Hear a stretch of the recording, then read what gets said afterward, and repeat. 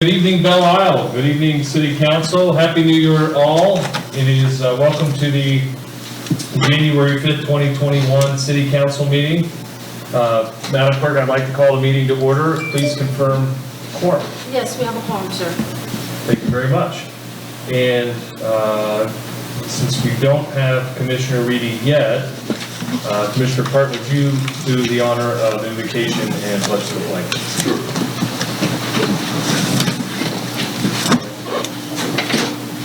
Our Heavenly Father, Lord, we thank you so much for today. Lord, we thank you for a new year. Father, we pray you would just give each of us discernment as we make decisions for the city in this coming year. Father, we pray our discussions and time together are a benefit to you and the citizens of the city of Belle Isle. Lord, we pray you be with our service people and our first responders around our country and around the world, Father.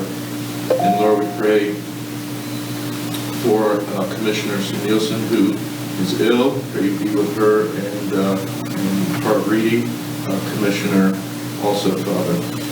Lord, pray you be with us this evening, and all these things we ask in your name. Amen. Amen. I pledge allegiance to the flag of the United States of America and to the republic for which it stands, one nation, under God, indivisible, with liberty and justice for all. That sounds so much better in person than in a Zoom meeting.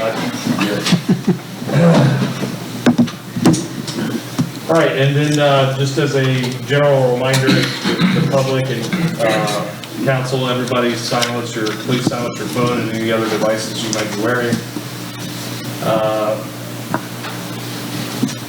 And then let's see, agenda item number 3, public hearing, informal subdivision, 7710 Dateweiler. Mr. Francis, please lead the way. Yes, Your Honor.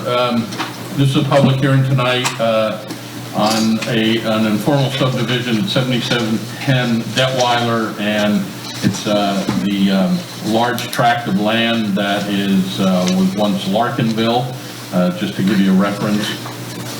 This went before the P&Z last month, and the P&Z recommended approval, and so it's coming to council for council approval.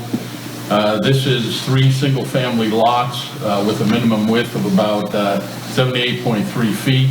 The parcel is zoned R2, and the minimum lot width in an R2 is 60 feet. So it meets all the criteria, and the staff recommends approval. Okay. If that concludes your presentation, council, do you have questions for Mr. Francis or city attorney on this matter? And Mr. Murphy is in the audience, the developer. Okay, great. Vice Mayor. Just want to ask, it's just 3 single-family homes, correct? Yes, sir. Because there was rumor that there was going to be 10 homes in a mini subdivision. I just want to put that to rest. I think I was with the previous owner, so I purchased the property a couple of months ago. I've met with staff, and I mean, it was kind of our plan all along. And I thought it fit the neighborhood really well, and frankly, I thought it would pass easily. So it made the most sense, and thought we could hopefully move quickly through the process. Awesome. No objection whatsoever. From what, at planning and zoning level, you mean? Anywhere. I've only seen that happen once before when they were going to widen Kirkman and bring it across to somewhere else. There was not a single objection anywhere. Vice Mayor. In respect to Commissioner Sims, it's his district. Does he want to make the motion? If not, I will. Is he still with us? Yeah. Commissioner Sims, did you hear the Vice Mayor? I had lost my audio and I was tinkering with it, and I just now got it back to hear you ask me that question. So the answer is no, I did not hear the Vice Mayor. Vice Mayor, would you restate your question for Commissioner Sims? Commissioner Sims, I made a request to the mayor to see, being that this is your district, would you like to be the one to make the motion? Yes. Give me 1 second. If I have my thoughts together. I move that we approve the proposed informal subdivision application submitted by applicant Murphy Development Inc., located at 7710 Detweiler Drive, Orlando, parcel number 2923300000013. Okay, do we have a second? Second. All right, we have a second by Commissioner Gold, and we have a motion on the floor to approve the informal subdivision at 7710 Detweiler. So again, second by Commissioner Gold. And we'll do a roll call since we still have one virtual member this evening. And we'll start with Commissioner Parton. All those in favor? Aye, sir. Aye. Commissioner Shuck? Vice Mayor? Aye. Commissioner Gold? Aye. Commissioner Sims? Aye. Motion passes unanimously. Madam Clerk, please adopt the same. All right, consent items, doesn't look like we have any this evening. Mayor, before we go, do we need it, because we asked him a question, do we need his name and address for anything? He did not. We asked him the question, he didn't bring a presentation, so I was just curious. There are all kinds of presentations, it's not necessary. Was that okay? Yeah, it's unnecessary. Thank you. My daughter's playing in a basketball game, so thank you very much. She said you want me to do that anyway. All right, Madam Clerk, just to confirm, there were no consent items tonight? I do not have any, sir. Okay, thank you very much. And then we have one citizen comment that I'm aware of. Do we have any others? You talking about the email? Well, the email is here tonight to present, it looks like. So I would move, therefore I would move the citizen comment to the subject matter, which is the next agenda item, unless any council member says an issue with that. All right, if there's no other citizen comments at this time, we will close citizen comments and then we will open for unfinished business. And the way we'll do this is, first of all, the first item for unfinished business is ordinance 21-01, the first reading consideration after the fact permits. We have 10 minutes for that. We're not going to read that because we had, as a matter of order, we had the citizen comments. So we have Nita Martin and Madison Singleton. Good evening, ladies. Please welcome to the city of Belle Isle and come to the podium and state your name and address for the record. Good afternoon, my name is Nita Martin. I'm the Director of Government Affairs for the Orlando Regional Realtor Association. Our address is 1330 Lee Road, Orlando, Florida, 32810. Great. Thank you. And did you wish to present, or are you going to read your email? Okay. Thank you. And usually, just for the public's benefit, council rules are we give 3 minutes for the public. In this case, I'm going to grant an exception and grant you the time you need, because I think you're going to need more than 3 minutes to read your letter from Mr. Long. So, and again, we appreciate you being here, and you have the floor. Thank you so much. I'm going to read a letter addressed to the council on behalf of the Orlando Regional Realtor Association regarding after the fact permits and ordinance 21-01. To the honorable members of the Belle Isle Commission, the Orlando Regional Realtor Association is the only association that advocates on behalf of both real estate professionals and homeowners in Central Florida. With that, we are writing to express concern regarding the proposed ordinance 21-01 on after the fact permit fees. While we appreciate efforts made to remedy unpermitted improvements and to preserve property values, realtors in the area have introduced initial concerns about the cost of compliance, potential complications for real estate professionals, and perverse effects that the ordinance would have on Belle Isle property owners. After careful review, we've determined that while the draft ordinance on its surface does not appear to create any new disclosure requirements for realtors, there is reasonable concern that the regulation is inconsistent with its stated purpose and its standards for inspecting and approving ATF improvements and WWP permits are unclear. Below you'll find the basis of our dissent with a proposal and possible solutions for garnering compliance with the city's existing permit programs. The proposed ordinance, which would be codified as Chapter 6.5 of the City of Belle Isle General Ordinances, makes clear that the city wants to ensure the safety of its existing unpermitted improvements. In that regard, the draft ATF ordinance seems likely to have the opposite effect. By drastically increasing the cost of legalizing existing unpermitted improvements, the ordinance would give property owners a significant financial incentive to avoid seeking an ATF permit or WWP permit, and instead encourage them to continue to hide unpermitted improvements. To advance the city's desire to secure the existing unpermitted improvements are safe, the city could give property owners an incentive to apply for an after-the-fact permit rather than financially penalizing them for doing so. For example, you may consider providing education to residents regarding the city's existing permitting requirements and make provisions for existing unpermitted improvements to be inspected and permitted at the same cost as a new building permit. You may also consider extending the grace period, e.g. a year, during which any existing unpermitted improvements may be legalized at the current permit fee. During the grace period, improvements not legalized may then be subject to the proposed higher fees. Second, the proposed Section 65C4 is inconsistent with the stated purpose of the drafted ordinance and could discourage third-party inspectors, architects, and engineers from participating in the third-party inspection program. This section of the draft ordinance would give property owners the option of hiring a third-party inspector, such as an architect or professional engineer, to inspect unpermitted improvements and submit an affidavit to the building official in lieu of having the inspections done by the building official. While the idea of having or allowing owners to hire a third-party inspector is a good one, proposed Section 65B44 is problematic in several regards.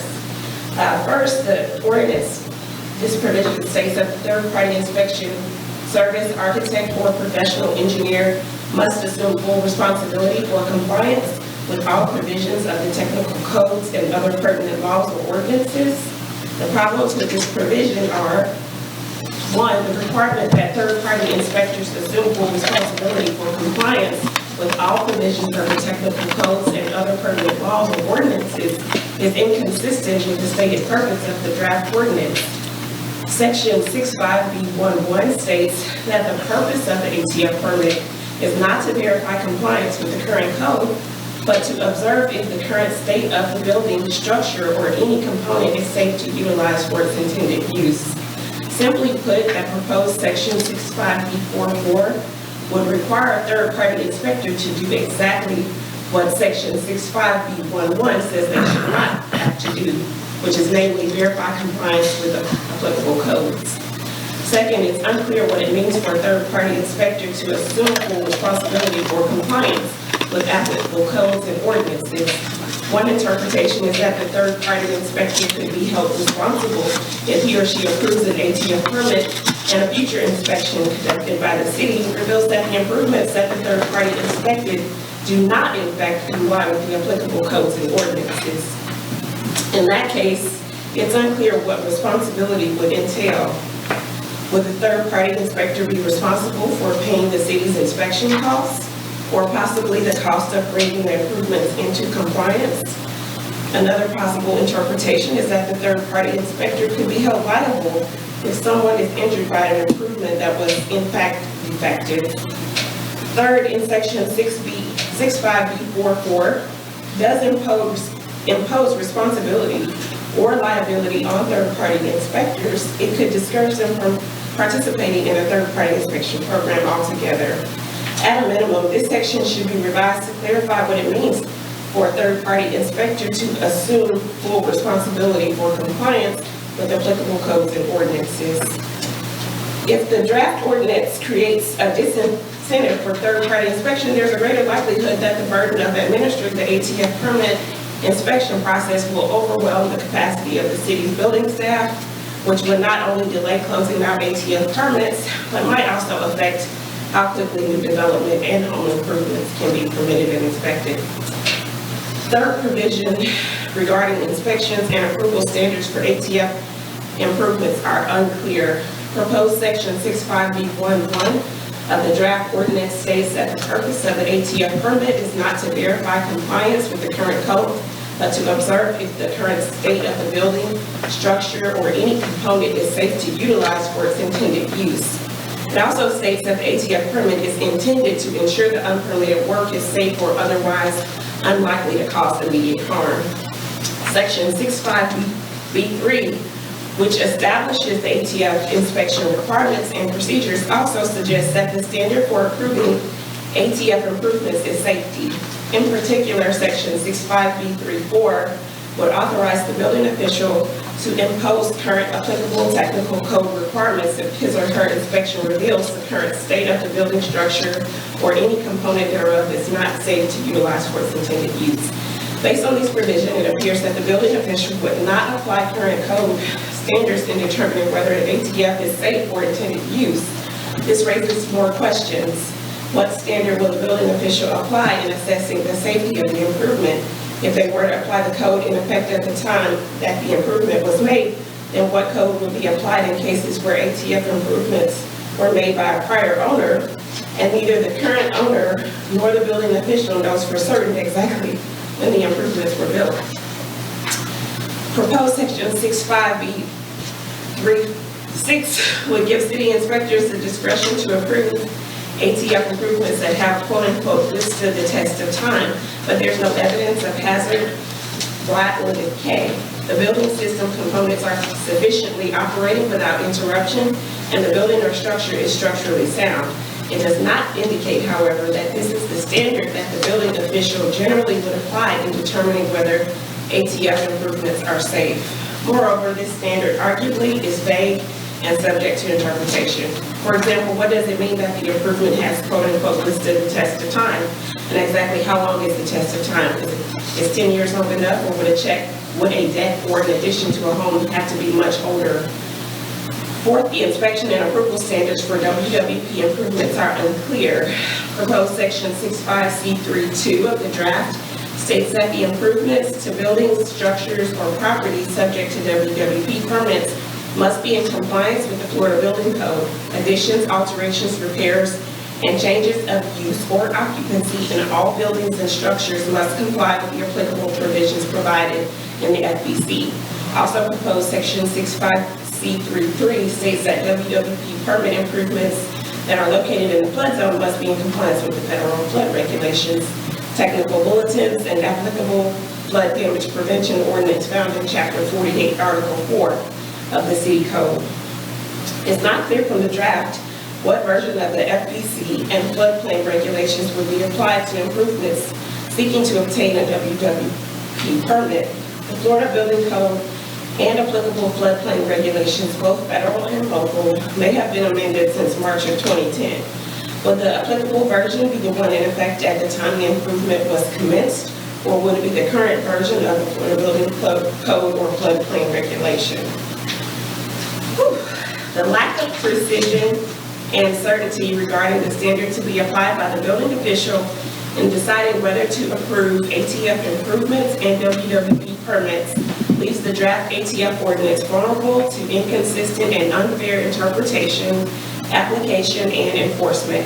And finally, several provisions would allow city officials unguided discretion to administer the draft ordinance.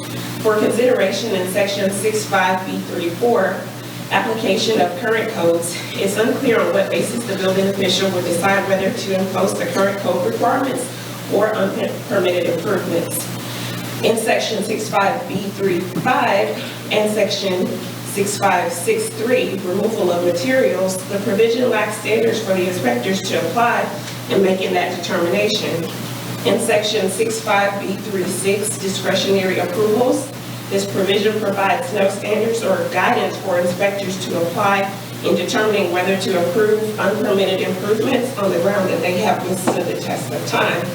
And finally, in section 65B45, and Section 65C7, the provision lacks standards of criteria for building officials to apply in determining whether to grant an administrative variation in a particular case. So in closing, Aura understands that Belle has been involved in lengthy deliberations on this ordinance. We applaud your intention to uphold the safety and well-being of Central Florida neighborhoods. However, as presently drafted, the proposed regulation will be problematic for both property owners and city officials charged with caring for the provisions stated. We therefore urge you to reject it or provide the steep modifications in the areas we outlined earlier. Thank you for your consideration, and we look forward to working with you to reach a feasible solution. Good luck, CEO. All right, thank you, Ms. Martin.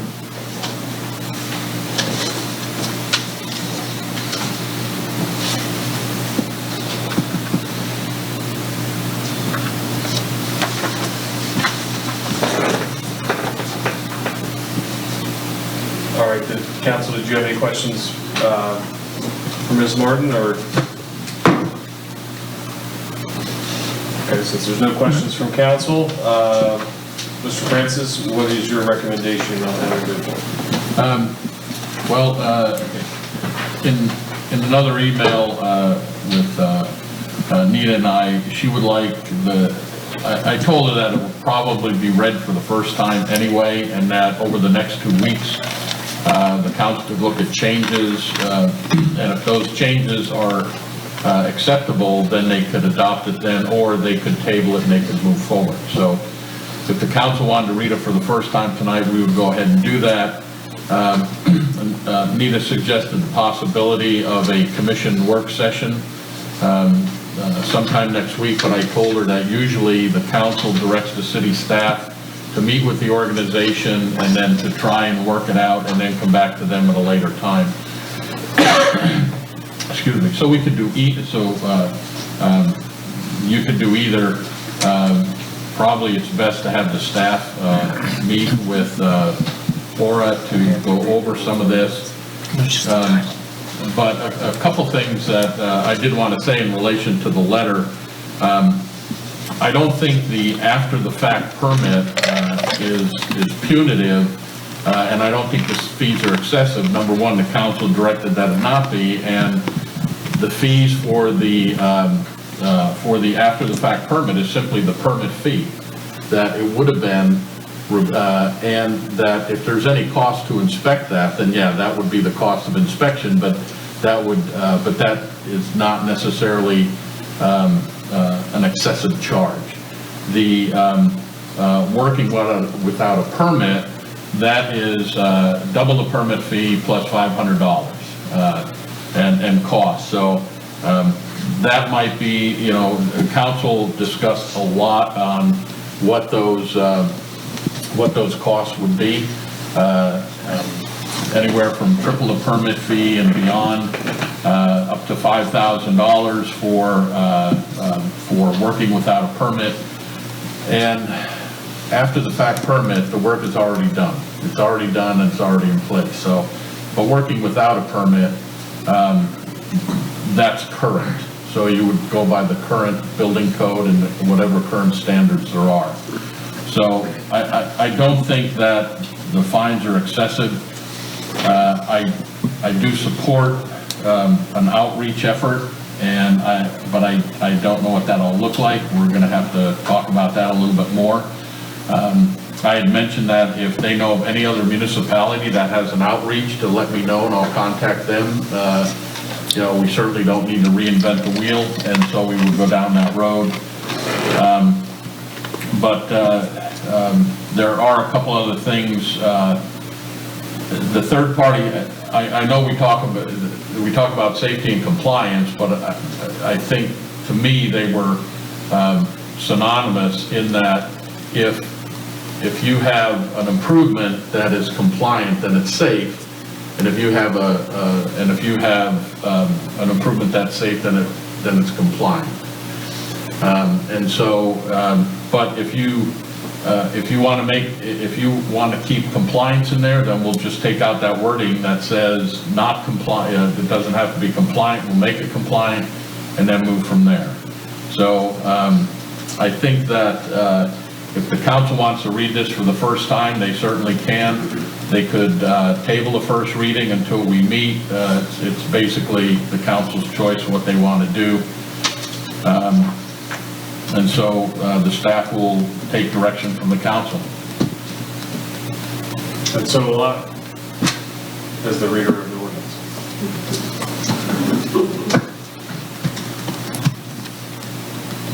Commissioner Shuck. Not having been privy to the email or letter before just now, I would suggest that we table this until the commissioners have at least had a chance to read over it and go line by line with the concerns and compare it to the ordinance as the draft ordinance is written, rather than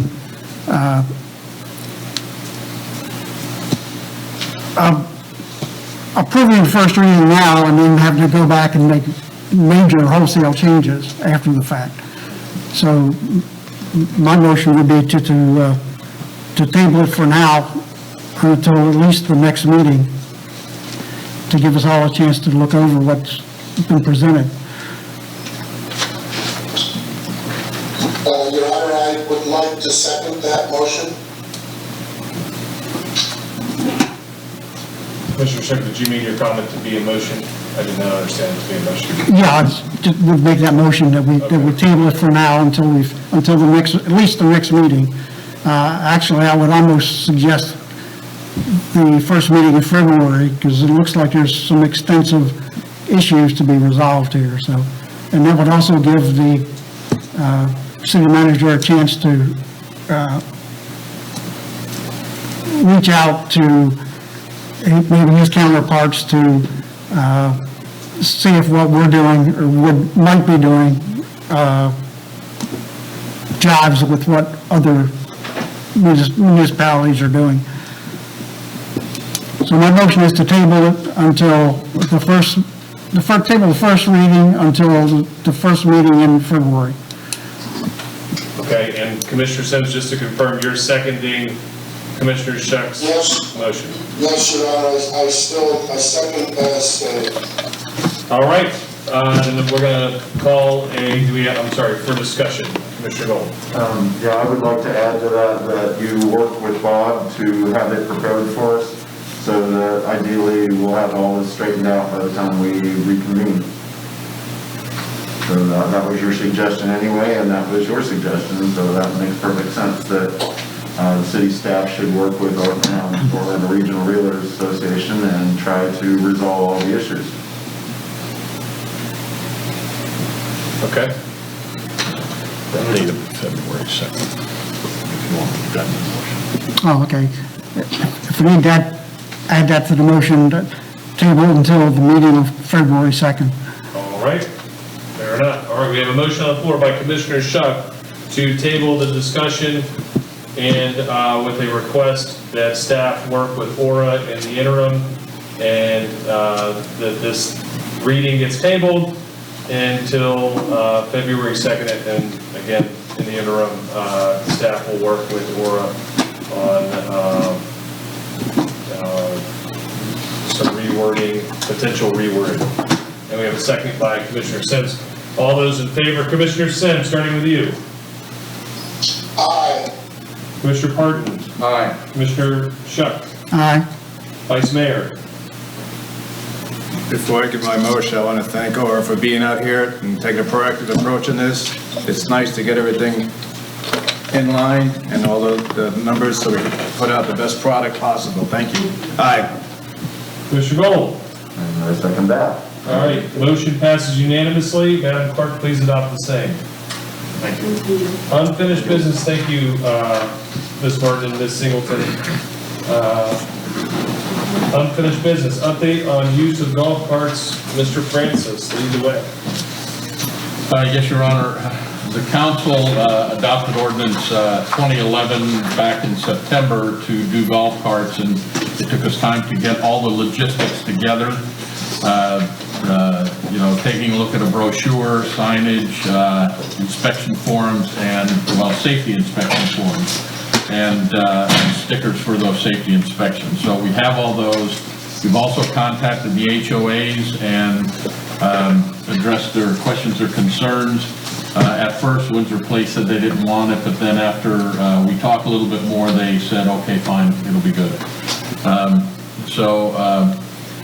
One of the issues that may be a little problematic is that if you want to use your golf cart at night, one of the requirements is to have a windshield on it, okay?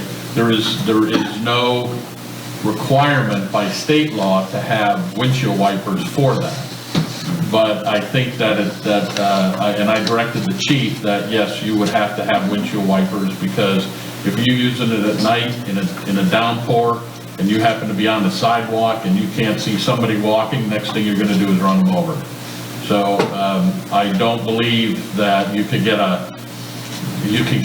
motorized, you could get one, a handheld sweeper that sweeps across, and it should not be that much more. If you're paying that much for a golf cart, it shouldn't be that much more to get wipers with it. So in the future, council may hear a little bit complaint about that, but I think for the safety, especially at night and in a bad rainstorm, I think that's certainly something that's needed. So the police department is ready to start their safety inspections on January 11th. And so in order to operate a golf cart on our city streets, you have to have that safety inspection, and they have stickers that they will affix to the golf cart to show that you passed your safety inspection. I want to be clear, we are not registering golf carts. We are just inspecting them for safety. And that sticker proves that you have had a safety inspection.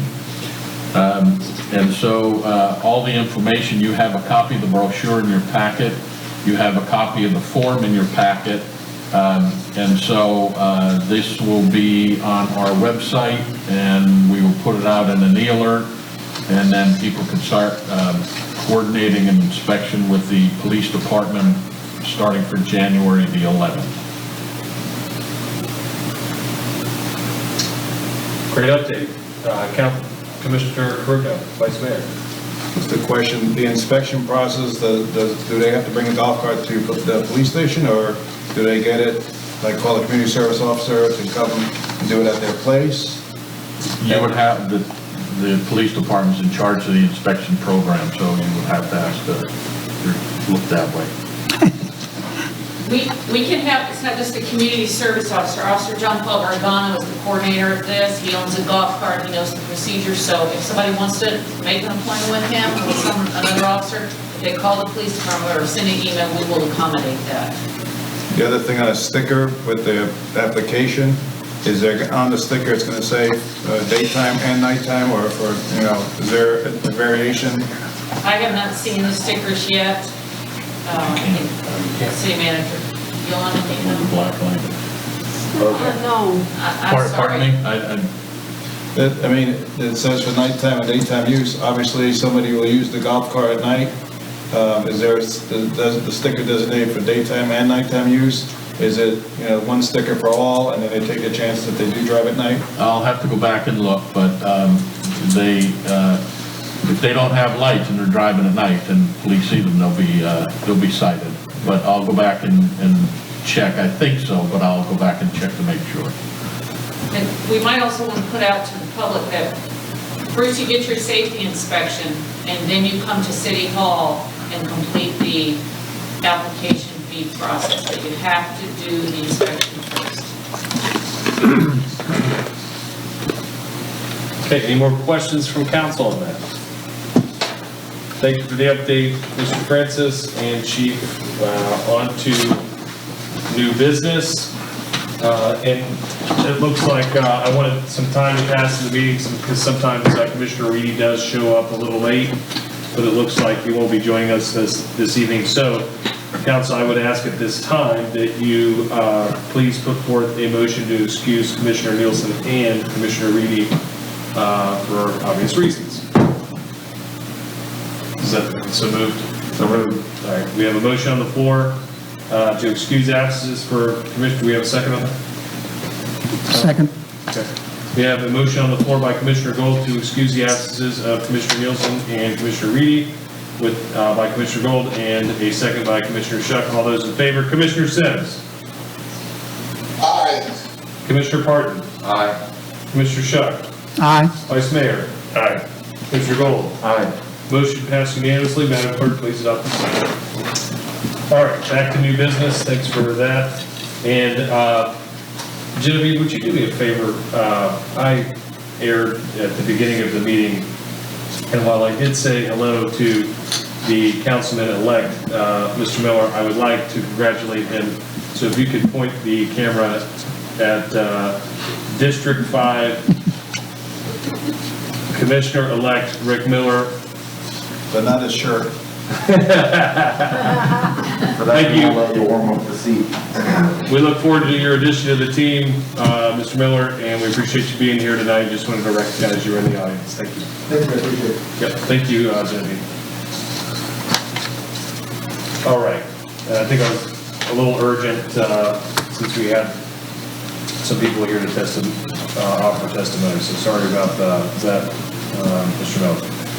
And new business, approval of rectangular rapid flashing beacon crosswalk bids. Mr. Francis.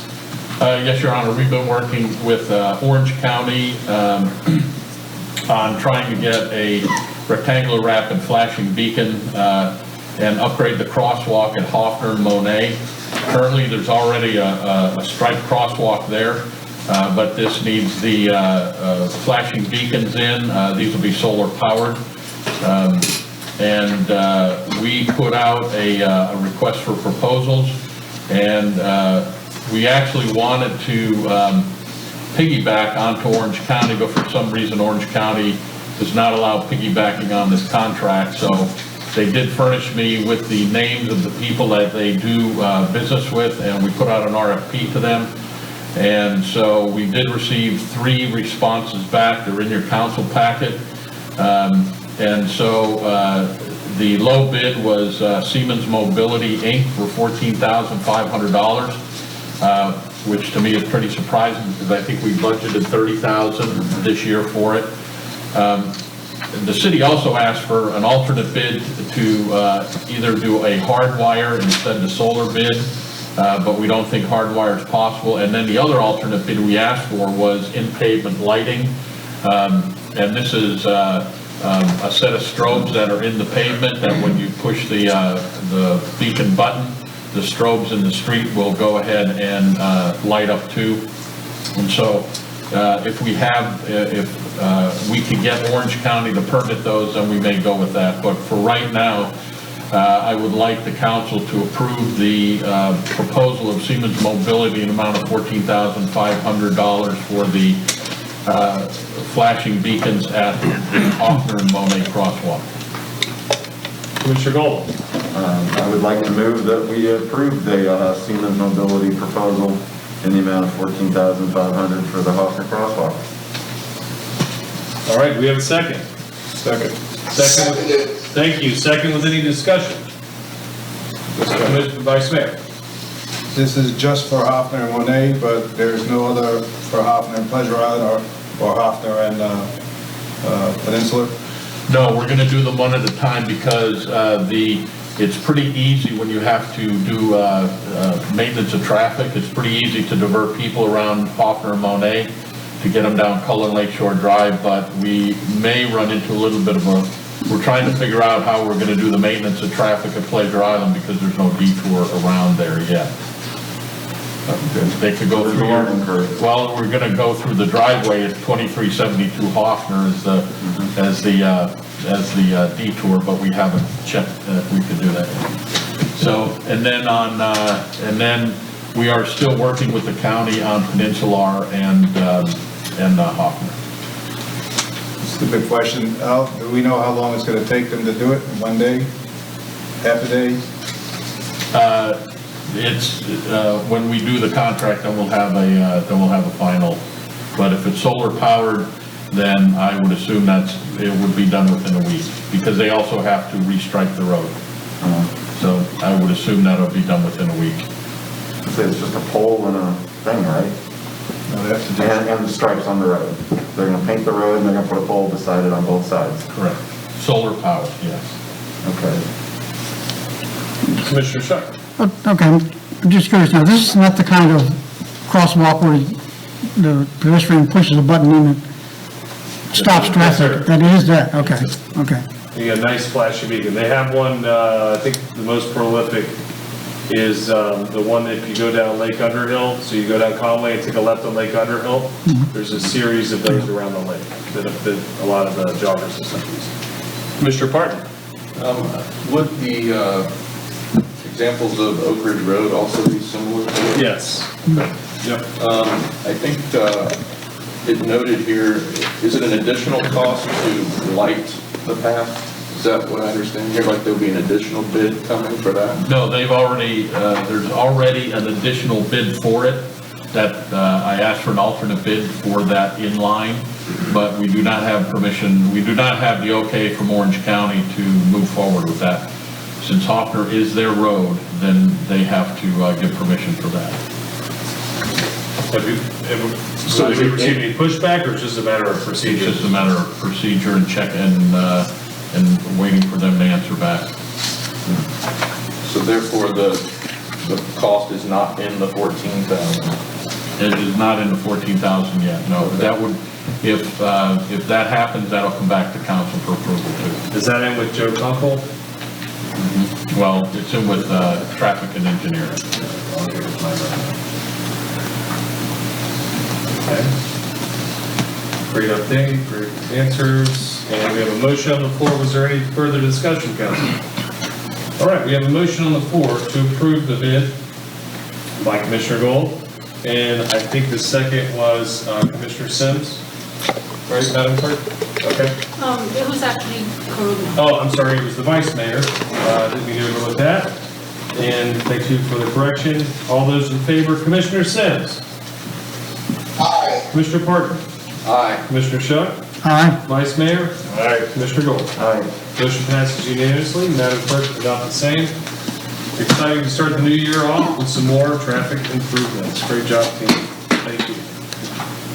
All right, next item on new business is review and discussion of new lease with Cornerstone Charter Academy. Before we kick that off, if we kick that off, I know this is a very passionate subject for Commissioner Nielsen. Should we continue this dialogue this evening, or should we wait till such a time she returns to do that?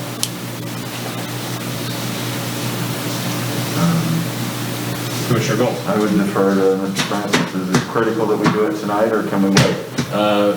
Well, we've been doing this now for a few months. I have not heard from Cornerstone's team on it, but I know they want to get something as soon as possible. I wouldn't mind hearing a briefing on it, because I didn't have a chance to read all of it. Okay. Lead the way, Mr. Francis. Actually, this issue is well over a year old on whether Cornerstone is going to refinance the 2012 bond issue and roll that up into borrowing another $12 to $13 million to expand their campus. If they go ahead and refinance the 2012 bond issue, then the number one, that debt would come off of our books. And also then a new lease would need to be developed as part of the reissue of the bonds. So we could have either let Cornerstone move forward and draft the lease, or we could have taken the lead on that and draft the lease and see what we need to put in there, what we need to put in there. And so I did a draft of the lease, then council directed that it be sent to the budget committee.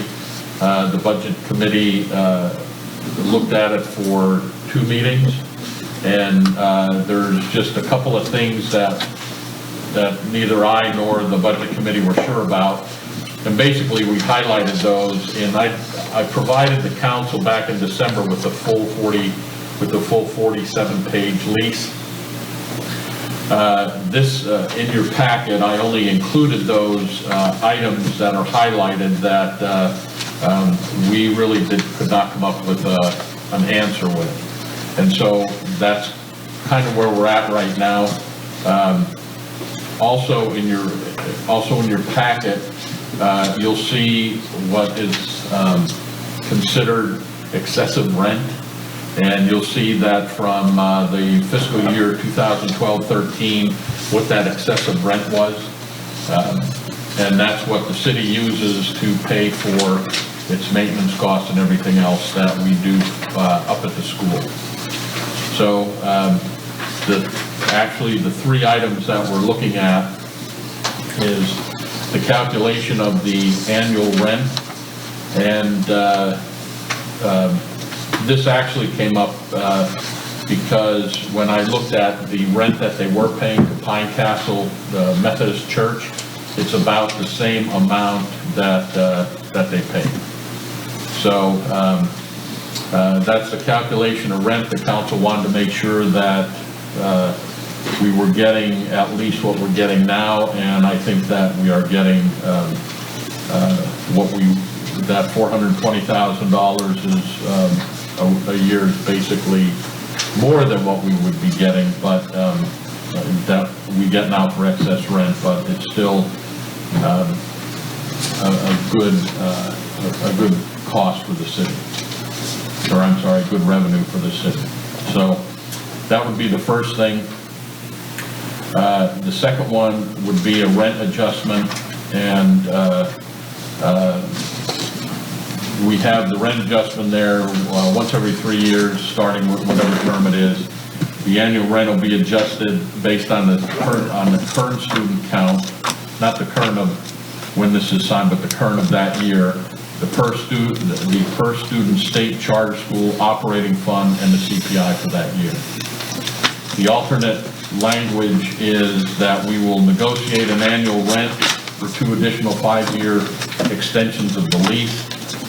If the parties really can't come to an agreement, then what we'll do is we will find a neutral party to come up with what that rent adjustment should be. And then the third one is rent credit, and this is what we're going to offer the school. The city would consider a rent credit based on the percentage of Belle Isle students to total enrollment. The amount of the credit would be negotiated with the tenant during the rate adjustment. So if we have 18% now, and later on they put in more Belle Isle students, that goes up to 20-25%, then we would give them some sort of rent credit. Because the more Belle Isle residents we get, students we get in there, then the more credit that they would get. But we didn't come up with any formula for it, so we thought we would let the school come up with a formula for it. Of course, the rent credit wouldn't be 100%. So those are actually the three items that we're looking at. If you want to ask Mr. Miller, who's the chair of the committee, if he wants to also say something, then you can. Sure. Mr. Miller. Sorry. I'm Rick Miller, 2001 dealer Avenue. I can answer any questions you have. I think one thing that we really pushed for on the rent credit was I heard lots of discussions, certainly in the years past, regarding the number of Belle Isle residents that are currently attending the school and wanting to bring those numbers up. So we thought that we would offer an incentive to the school by increasing the enrollment of Belle Isle residents. That helps us with property values, helps us with getting folks to come into the community, gives us a higher priority as far as getting in for enrollment purposes, and we could offer them discounts on rent associated with that by getting those additional people coming in. I thought that was a good win for the residents as well as for the school. As far as the numbers, we didn't feel comfortable as a budget committee. I'm not a real estate person. I don't have the expertise to determine commercial rents. So we wanted to look at the council as well as the other professionals who have the experience to help set that number. We didn't put up the setting. any questions you have as far as the deliberations or discussions, I can certainly answer them for you.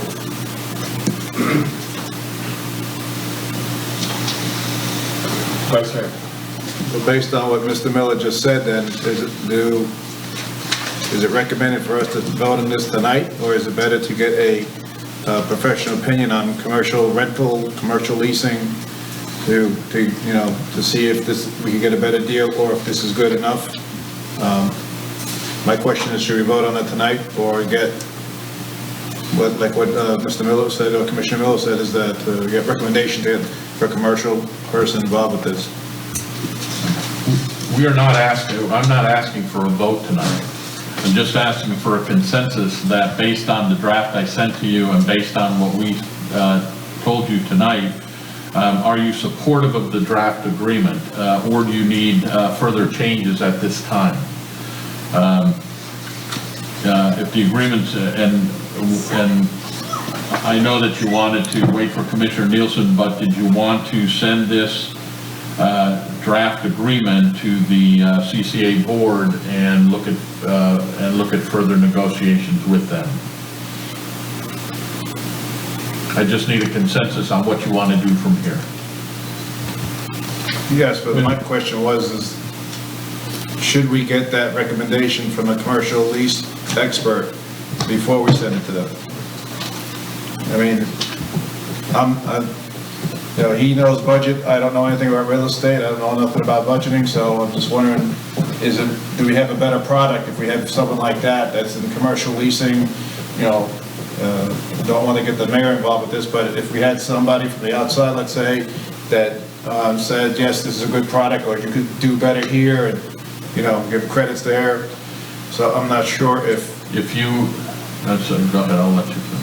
I was just going to say, if the council wanted that, you should just hire a commercial real estate person to write up the lease. That's, but, I'm sure that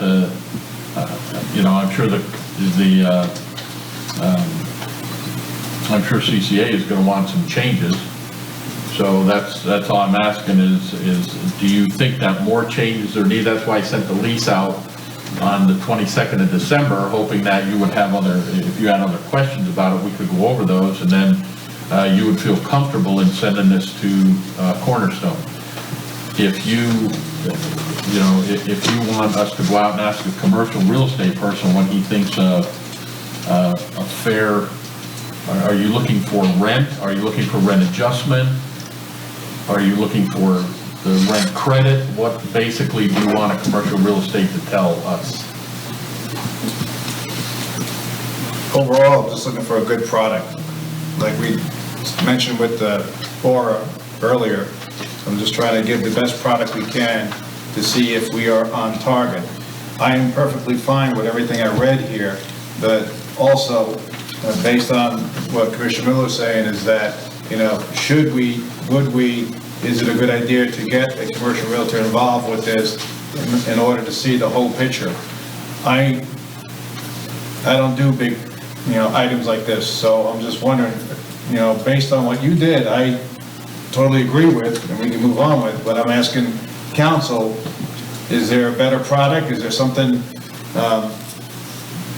that's better for us to bring to Cornerstone on our first shot? That way we don't have to keep going back and forth negotiating. This is what the going deal is. So I'm asking council, should we move on, or should we get a commercial person in here to see what we got and see if it's a good deal?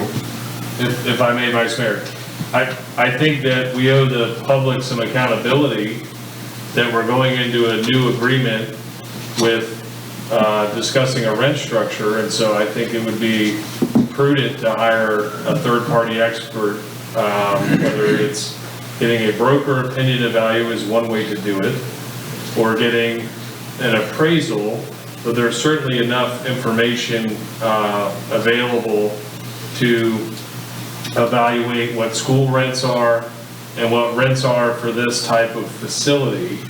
And it would be prudent to have an expert help the council weight the rent to this circumstance. The fact that the rent is in line with the Oasis building would tell me that the rent is low, in my professional opinion, because the Oasis rent, I think, is $8 a foot or $10 a foot, which is roughly around warehouse pricing. So you can go rent warehouses for similar pricing, but for a facility of this quality, location, construction type, and the fact that it's an active school, it's worth more. I don't want to speculate what that is. That's not my role. I'm trying to help guide council and run a meeting. So I would feel much more comfortable recommending that you do get an expert analysis on this. And then I also would reiterate, I would not send anything forward without Commissioner Nielsen being here. I think the timing of her being missing and us doing that could be poor form from her perspective, and I don't want to insult the commissioner. The other thing I'd like to add is that one of the things we mentioned also was, we thought that this was the time to set whatever the renewal rates were going to be, not necessarily the rate, but the formula, because we're not going to get consensus on the renewal 5 or 10 years down the road, right? I don't think we're going to have that type of working relationship with whoever's running that entity. So it should be in the lease terms now as to what the renewal formulas would be, and then we'd apply that formula to whatever we are at that point, just to kind of avoid the emotion of discussion 5 years from now, 10 years from now, whatever the number may be. So those are the things we're going to have. I think there's some merit to your assessment there. And that I think the council does have to be careful about putting emotion into that process. I will say that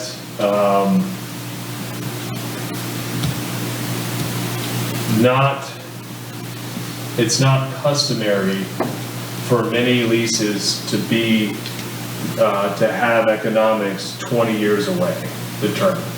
And that's basically where we are, we're 20 years out. So I would be a little gun shy in recommending doing it now, but doing it sooner than that 5 to 10 year period is smart. It's just 20 years is a long time away. And so most, for instance, and I can provide plenty of empirical data to this, most shopping center leases, the landlord will do a 10-year, they prefer a 10-year original term with 2 5-year options. That is it. There's nothing else after that. And then during that second, if the tenant does exercise that second 5-year option, they can, during that period, start negotiating a renewal. Or, because it's an option, the tenant says, market's really bad, I'm not taking your option, but I'll give you X instead. So, you could spend time on something, constructing something that gets renegotiated, and we would be negotiating something 20 years out, which is a little unusual. That's just the best way to say it. If I may, Mayor, I think the reason why we looked at that term specifically was around the lease, especially because they're doing financing and pledging the lease. So depending on how long the bond issuance is, you need a lease to run for the term. So we need to make sure that the initial term covers the period of their bond issuance. And we want to make sure that we can be negotiated based on a formula, a funding formula, and we thought, what is the Orange County reimbursement rates? Taking some of the variable rates, some of the variables that we know or we can get from the third party should be part of the funding formula. But we didn't have enough information to come up with a base rent number, and that's a big work professional appraisal can help us with that, or a real estate professional that has understanding of the market could help us at the base level number. But another function of that should be what the reimbursement rates are that are changed annually by Orange County or the state as far as funding goes. But the initial term has to match that of the bond issuance because they're pledging the lease as part of it to get that financing. So kind of what we have today, where we have a certain period in lease terms, that has to be the minimum base period as well. So those were all factors we considered as part of the discussion.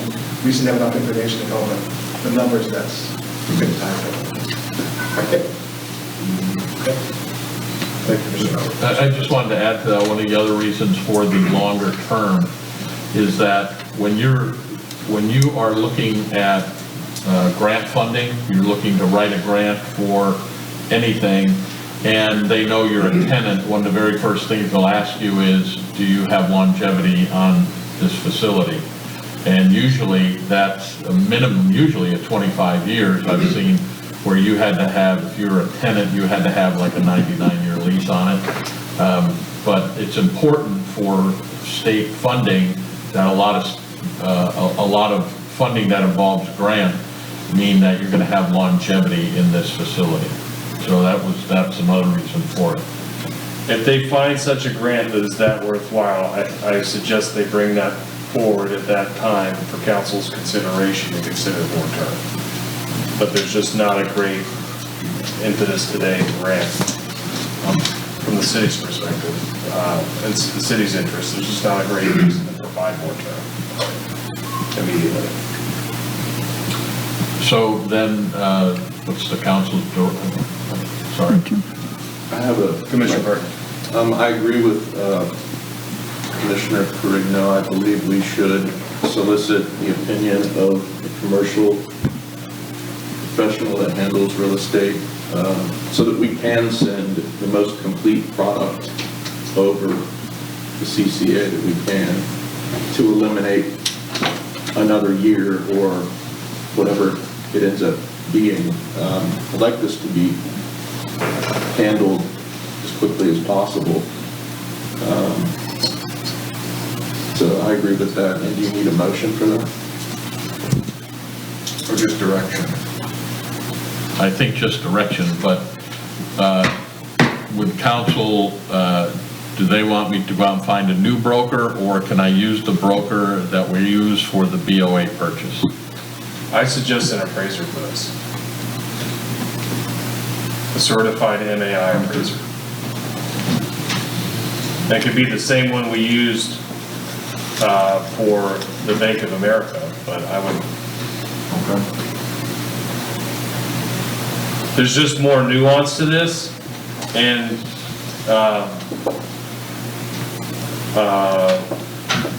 I'll just leave it at that, but there's more nuance to this particular building, and I think you're gonna need more resources for somebody to look, probably, maybe not just throughout Central Florida, but you may have to go to Tampa and other areas to look at facilities of similar. And so that's a nuanced endeavor. Okay, then I would need some sort of assistance with that. If you want me to draft and put out an RFP for it, I will. But I do not know of anybody if you want me to go to the person who did we did have 3 proposals for the appraisal of the bank building. If you want me to go to those 3, I will. You could do that, or you could kind of get the best of both worlds in that there are commercial real estate firms that their local offices have appraisers within them, and they're publicly traded companies, i.e. CB Richard Ellis, Colliers International, and Cushman Wakefield. All 3 are nationally publicly traded firms that all have their own appraisal departments. Okay, so the only thing then maybe I would suggest, in the interest of time here, that if the council wants to go with a certified MEI appraiser, that they go ahead and do that motion, and then you and I could talk more about how to get that. Okay. Would that be okay? Can I just ask one quick question? Yes. Please? Okay. Is our concern that we could possibly get more rent from the building, from the school? I mean, is that bottom line, is that what we're looking at? Or are we getting as much as we possibly can? I mean, I'm trying to... Well, I think the council should have some data provided by accredited third-party institution that gives you the data, and then the council has to decide if that number is intuitive.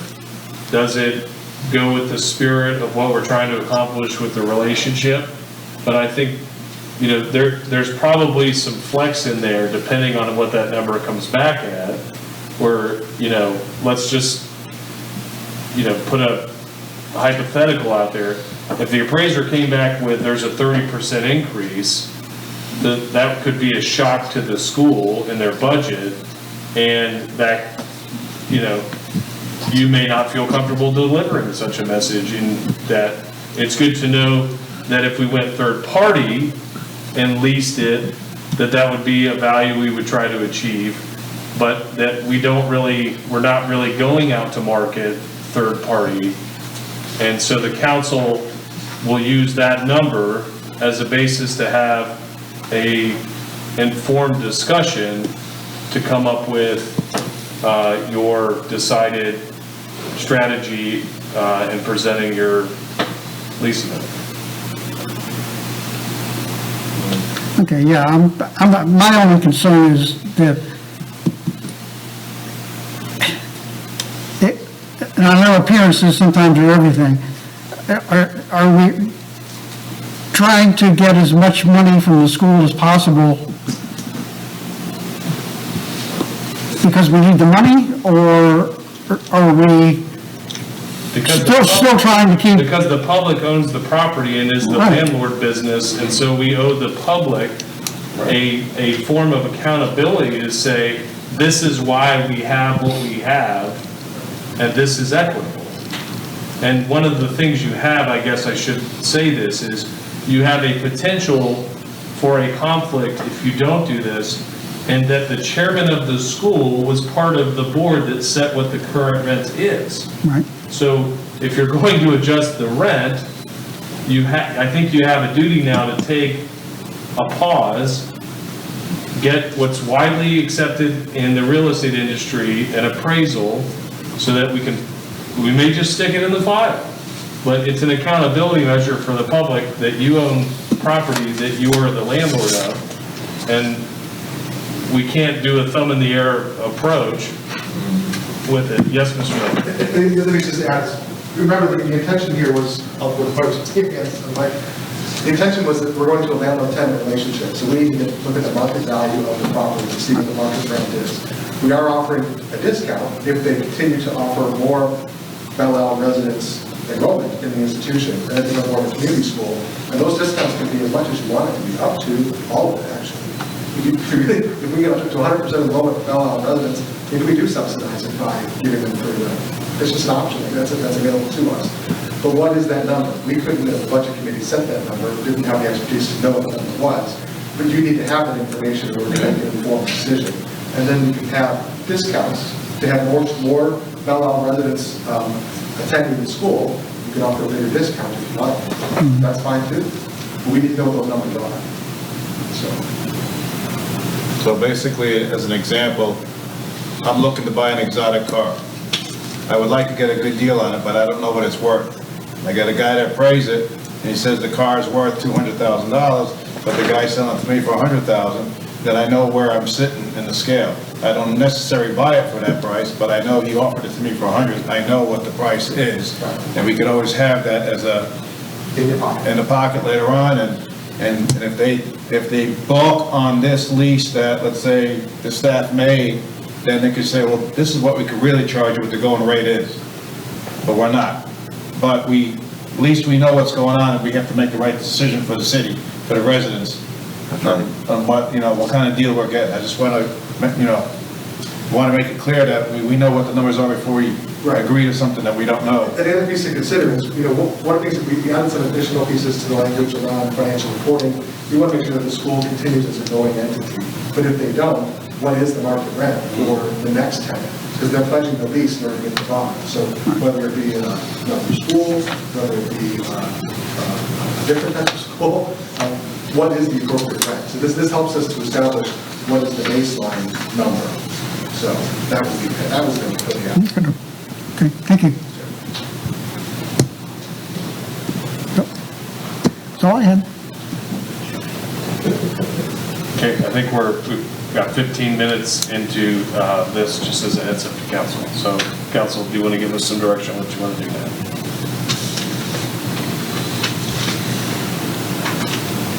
So you did say you need a motion, sir, to pursue the, I would like a motion to pursue the certified MEI. is that, put an RFP out, that little bit? Is that what you were asking for?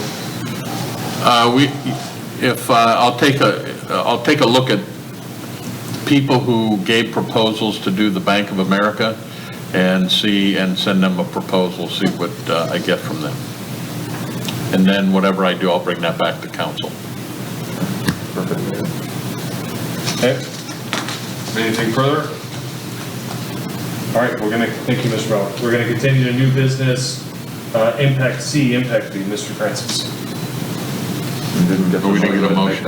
Oh, I'm sorry, we do need the motion, I'm sorry. I think so. Yeah. So I would make a motion that the city manager move forward with contacting the 3 previous appraisal companies, contact them with the goal of obtaining an appraisal for the school property having to do with this lease. Second. All right, any discussion? Seeing as there's no discussion, all those in favor, Commissioner Sims? Aye. Commissioner Parton? Aye. Commissioner Shuck? Aye. Vice Mayor? Aye. Commissioner Gold? Aye. Motion passes unanimously. Madam Clerk, please adopt the same new business C impact fee RFP, and we have 10 minutes. Mr. Francis. Yes, Your Honor, I gave you a lot of information in your pack about impact fees and what they're for.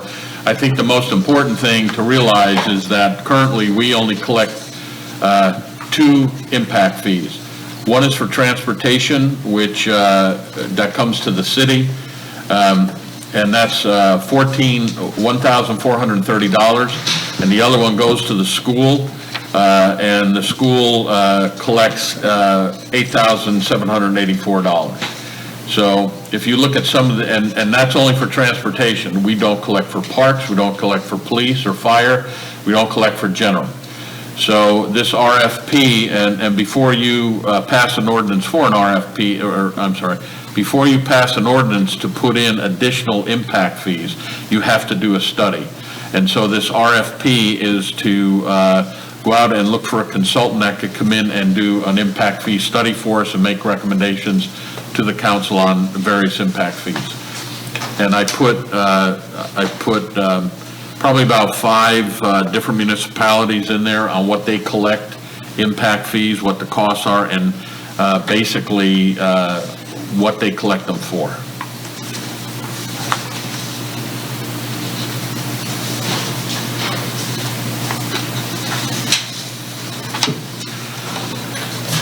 So I would just need a motion from council to approve advertising for an RFP for impact fee study.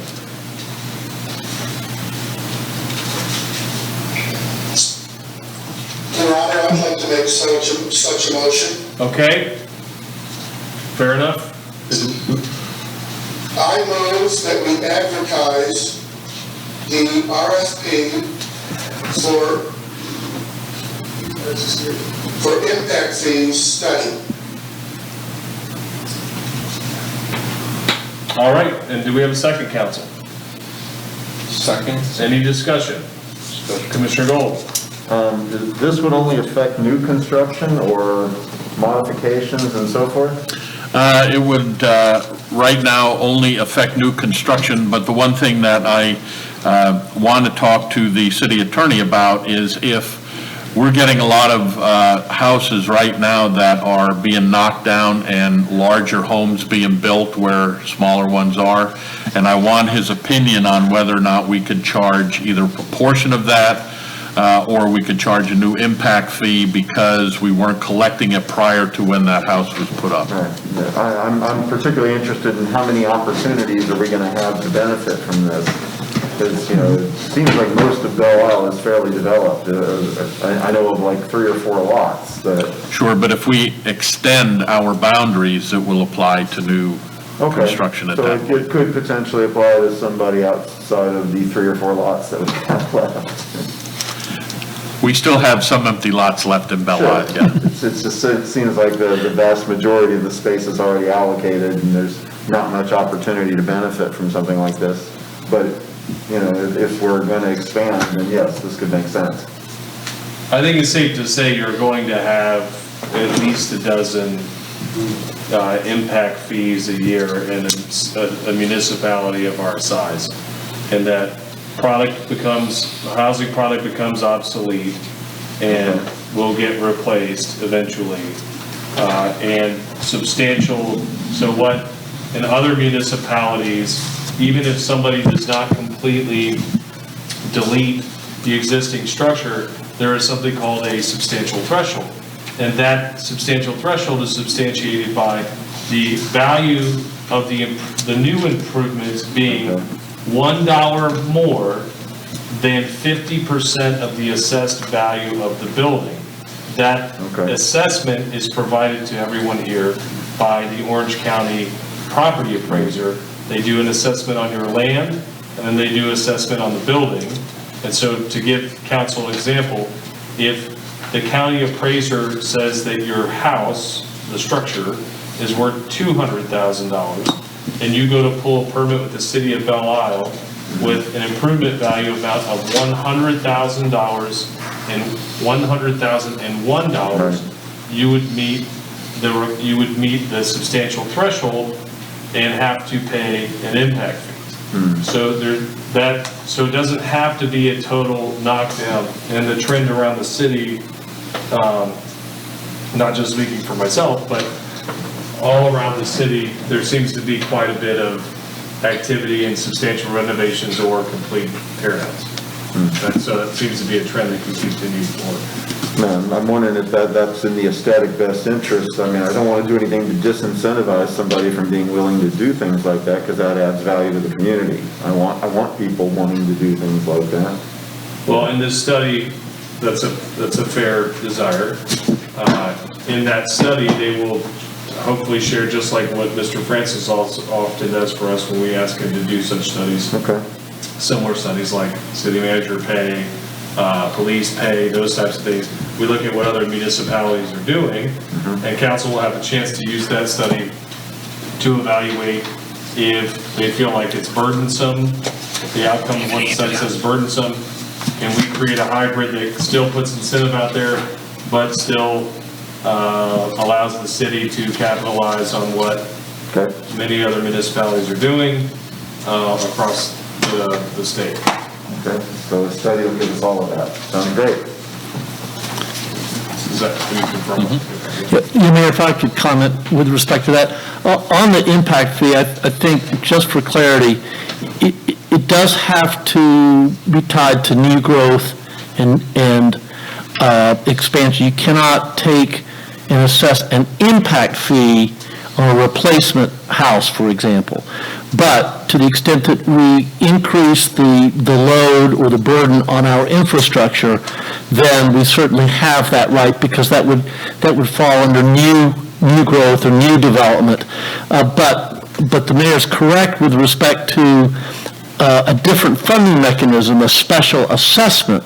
A special assessment can be assessed in different portions or throughout the city based on a special benefit being imposed upon or being granted to properties in an area of the city or throughout the city, and it being fairly assessed or fairly apportioned. So the impact fee study may want to consider, if you do move forward with that, not just for impact fees alone, but some related types of funding mechanisms that could be assessed to development or existing lots and properties.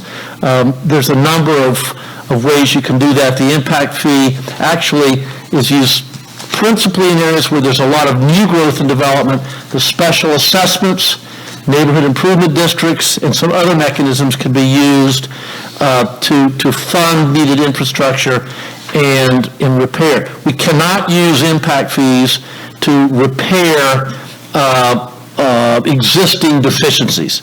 That's pretty clear. So we have to be cautious about it, because once we pass an impact fee, a lot of the development companies out there that were saying, actually may well challenge it. So how we characterize it and how it's assessed is going to be important, whether it's a special assessment, an impact fee, or some of these other funding mechanisms. So in the case of the landings, we had a lightning strike hit a house and burned the house to the ground, and they replaced the house, and I don't know factually whether they added any more square footage. I believe they replaced exactly what they had, as I recall, in one of our planning and zoning meetings. To his point, you could not charge an impact fee to replace the structure. But for growth, if you take down a 1,500 square foot house and you have a 4,000 square foot house replacing it, you would get the impact fee on the delta. It depends on if it's still one family in a 1,500 square foot home versus one family in a 4,000 square foot home, you may have an issue. But let's say that you increased, I mean, that's getting close where you're slicing the apple pretty thinly, but I've not seen that. Most of the challenges I've seen to impact fee ordinances, if you have a single family replace a single family, or the number of units has been the primary basis for evaluation. Yeah, I mean, you got a 20,000 square foot home with one family, and you got a 1,000 square foot home with one family. Does that have the same impact or increase on our infrastructure that we're trying to pay for? So you have to be careful. I mean, there are experts that we've used in developing impact fees and special assessments that do that that's what all they do. And so I have to deal with that. I'm dealing with that in several other cities right now, where we've got the same issues. We've got problems, and we're trying to figure out how much can we pass an impact fee for? Can we use the impact fee? Should we use a special assessment? What mechanisms should we use? So actually, we could use a blended approach, and that's what some folks are considering, not just an impact fee, but maybe a special assessment, an impact fee, potentially other sources, other things you may be able, a tax increment financing mechanism. I mean, there's a number of things you could do.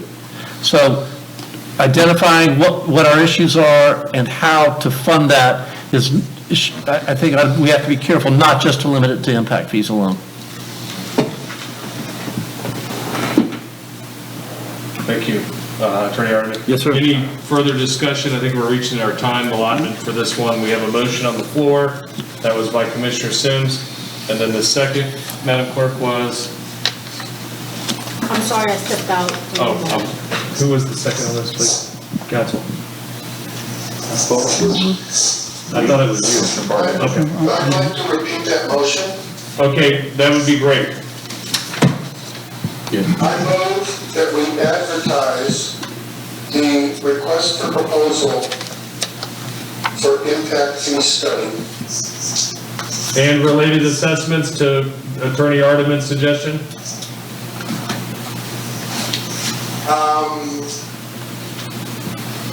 No, I think the motion is valid as read. Okay.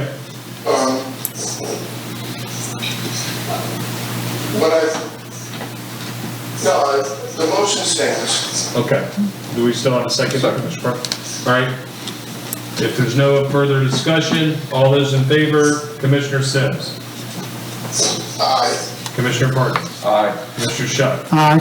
Vice Mayor. Aye. Commissioner Gold. Aye. Motion passed unanimously. Madam Clerk, adopt the same. New business, Budget Committee appointments, Mr. Francis. Yes, Your Honor. When the Budget Committee was formed, the terms were staggered, so there would always be somebody on the board. That's normal procedure. The terms of District 1, Clay Van Camp, District 5, Rick Miller, and District 7, Ralph Yarborough, expire at the end of January.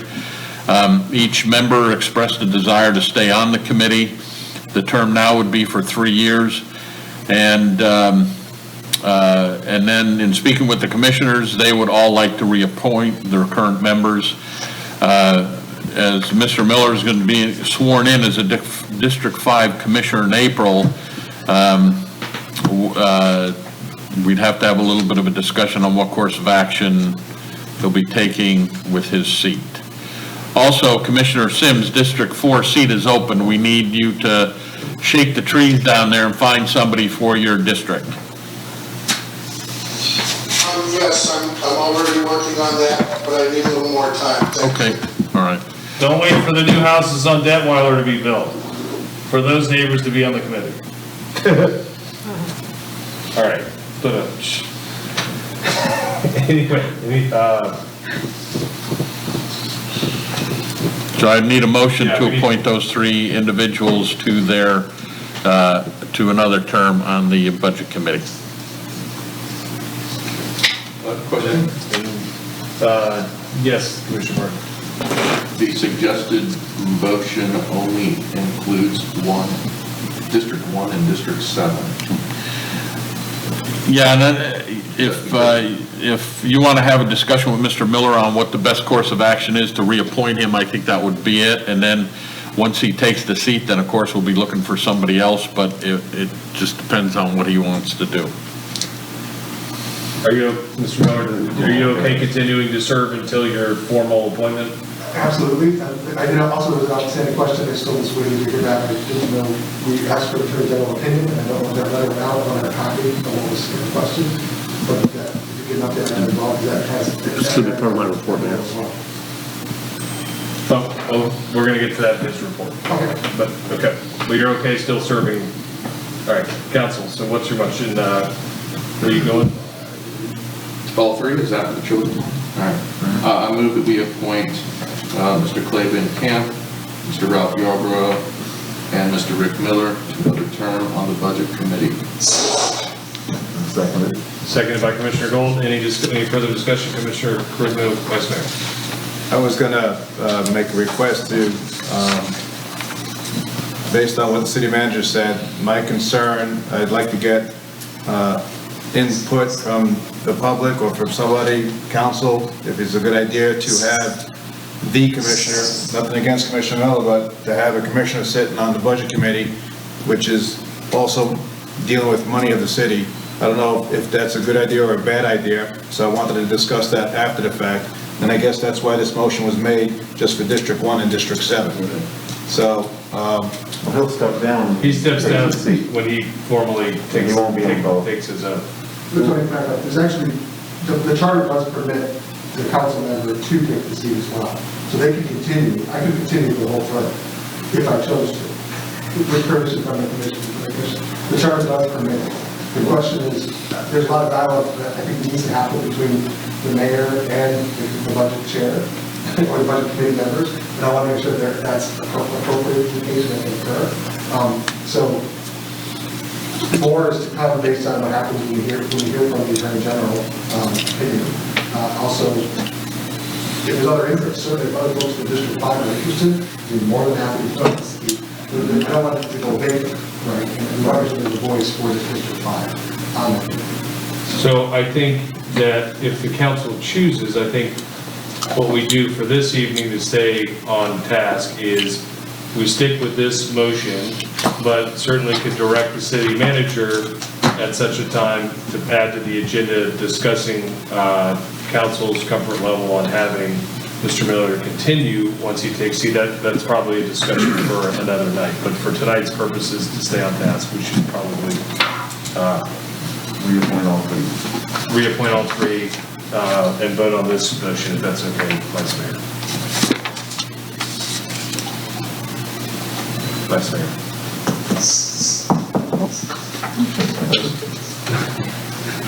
Been wanting to see that for a while. I don't agree with it, but that's fine, that's fine. Well, I think you still get what you want, it's just a matter of the timing of the discussion. Because we're already at 8 o'clock, and we still have a ways to go.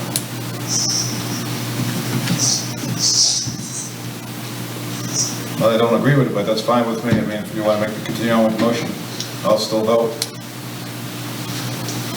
Okay, I hear the vice mayor's concerns. I guess I would ask if it's all right that we just add it to, I don't know what your next agenda is looking like, Mr. Francis, but between now and the formal appointment. Would you want to wait until you get the opinion of the AG? Yeah, that would make sense. I think once we have the opinion of the Attorney General, I mean, it doesn't seem like we have a lot of choice. We made this committee, correct? And we included the ability of a council person to be on it, correct? The charter allows that, yes.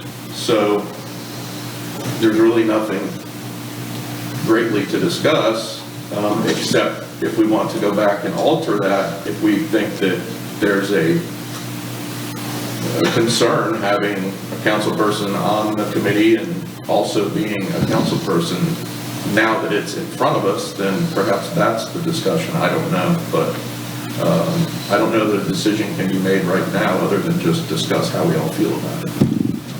And I don't know that that really will help anything at this point. And we could have new information that helps clarify this stuff. Because the opinion of the Attorney General could decide for all of us. But that likely is not going to come for some time anyway. Okay. I mean, they're backed up. The Attorney General has a lot of requests for opinions. So I would not count on getting a quick response. I mean, it took us a year, I think, to get a response on the housing issue, the vacation rental, and we've got other outstanding. They don't like to have to issue those opinions, and they're very slow about it. And there's a whole lot of requirements, and I'll talk about that in just a second, but I would not base your decision on getting a prompt response from the Attorney General. Okay. You're certainly not soliciting my opinion, but at first thought, to me, I wouldn't want to be on there personally for transparency's sake, so that I'm not going to serve two masters. I mean, I have to be here as a council person and make decisions unaffected by what the committee says. So the committee is going to recommend things to us as an outside source, which is what we wanted to begin with. So to me, we perhaps need to alter the committee rules, because it doesn't sound like the right way to go about it, in my opinion. Yes. So, Based on transparency, I'm sorry to interrupt, but based on transparency, I feel the same way. yeah. When one of us, one of staff does something, the city did this, the city's doing this, and how can they have this, that, and the other thing? I want to be clear that, if there's any sunshine law violation, if there's, which hat is he going to wear when he's talking to the mayor? There's a lot of ifs there that I don't want to be part of, and I don't want the council to be involved with, stating that, hey, look, they're communicating about the budget, and it does involve the city and decisions in council and chambers. So my concern about this motion, adding Commissioner Miller in there, to me is a big deal. Now, whether he gives up the seat when he gets sworn in, but then the discussion that he wants with the city attorney to talk to the mayor, now, because according to what we discussed in the last meeting, he is a commissioner because he was voted in, or because, he was voted in back then. Now, there's a sticky point there, and you know how Facebook is, you know how people react, and I don't want to be a part of this, and that's why my recommendation is to change the motion, but we already made that motion, so we could vote on it, and I'll go ahead. Well,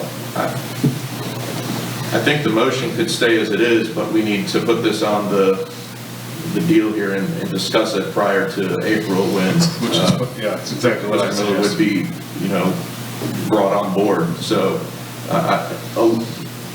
having someone on that and on the council sitting beside me, I don't want the scrutiny, to be honest. I don't think he does either. I mean, I find him to be upstanding and honest, etc., and has good integrity, but that's all well and good, because anybody can question your motives at any time. So I just think we're opening ourselves up for unnecessary scrutiny. Mr. Francis. I just wanted to say that we already have a vacancy on the committee, and if we don't get anybody, then we'll have two vacancies and minus the chair. would the council consider going out now and looking for a represented District 5? Because under the municipal code, the council could also take off a budget, could take a member off the advisory committee by a vote of council. So if you want to go out and advertise for District 4 and District 5, then we could certainly do that. Sure. And when we get somebody from District 4 and District 5, then the council could take Mr. Miller off of District 5. Yeah. So to Bob's point, we have a practical issue in that we need to get through these appointments. We're out of time on this issue. Let's not open another discussion on whether he should continue. Again, we'll have this, the city manager we're requesting, I think he hears it. Let's put this on another agenda to discuss it another time. Let's get through this practical issue and then add bolt on the suggestion of advertising for 5 and 4. So do we need to add that to the motion? I think you should. Okay. Do you, so. You could help me reiterate that. Yeah, so your motion now, as it stands, is to reappoint the 3 seats, as well as advertise for 4, well, I think we already have been advertising for 4, and add an advertisement for 5. Okay. In anticipation of Mr. Miller vacating his seat upon, if that's what happens, but. Okay. Got it. Yeah, I will, just to be, for your safety, with Sunshine Law, I do remember the lady saying that at the time I was elected at my first meeting, when we went for training for ethics and all that, she said that I was under Sunshine Law the moment I was elected by That's correct. the community, so just be careful. I move that we appoint Mr. Clay Van Camp, Mr. Ralph Yarborough, and Mr. Rick Miller to the Budget Committee. However, I also would like to let me just fix that. Also, advertise for District 5 and District 4 for seats to be replaced. Does that work? Perfect. And then Commissioner Belle, do you still second this motion? And then Great. my second. All those in favor of it, Commissioner Sims, Aye. Commissioner Parton, Aye. Commissioner Shuck, Aye. Commissioner Perugia, Vice Mayor. Nay. Commissioner Belle? Aye. All right, motion passes 4-1. Madam Clerk, please adopt same. Attorney report. Yes, Mayor, Council, thank you very much. 2 things. With respect to the Lake Conway issues we continue to have, we've got we actually sent to the Sheriff's General Counsel and the interlocal agreement with comments from Chief Houston and some preliminary comments we'd received in discussions with the Sheriff's General Counsel and some of their personnel. So it was received well so far, but we'll expect comments here within the next week or so. We'll bring that back to council when we've got it. With respect to the Attorney General opinion, we're ready to go. We've got the required memorandum. We've got the letter. They actually have adopted a long checklist of things you have to meet in order to be able to submit. As I mentioned to you, the list of outstanding requests for Attorney General opinions from the Attorney General is pretty long. But what I do need, I have not submitted it because I cannot without having written documentation either of a resolution or the minutes where the council voted to request the Attorney General opinion. So I thought it was on tonight's agenda. This is the first meeting we've had. So Yolanda has printed the minutes. They've been completed. I don't know if the council would take the opportunity to review and approve these tonight. If you do, then I can send the request to the Attorney General tomorrow. If not, I need to have a resolution adopted or approval of the minutes, one of those 2 items, in order to be able for me to get in the door to the Attorney General.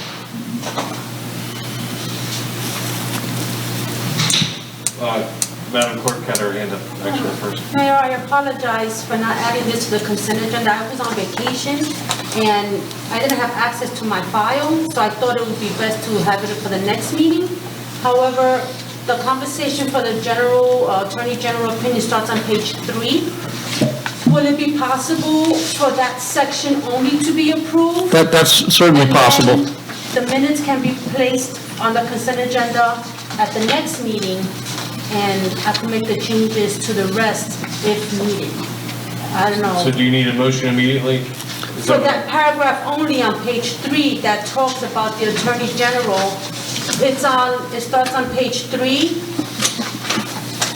It's 5 paragraphs, they're not very long. And then the motion is on page 4, which is 2 sentences. Mayor, council members, if you see fit to review and approve that tonight, then the city clerk could give me the official minutes for that part of the meeting, and I can use that as part of my submission to the Attorney General and get it out the door tomorrow. So we're actually you just need a motion to approve this section of the minutes, that is all? That's correct. Okay. And she'll document that for me so I can submit the written minutes of that decision by this body to the Attorney General. Question. Captain Kirk, please correct me if I'm wrong, but I'm just wondering, in lieu of not wasting money, but the residents' money, it's not my money, it's the city's money, so the residents of the city, but didn't we already have an opinion from the state attorney's office on this, reference to sunshine and reference, they already gave us the opinion? I just hate to, every time somebody requests, I want to request from the state attorney's office that the city pays for this. Why is the city paying for this recommendation when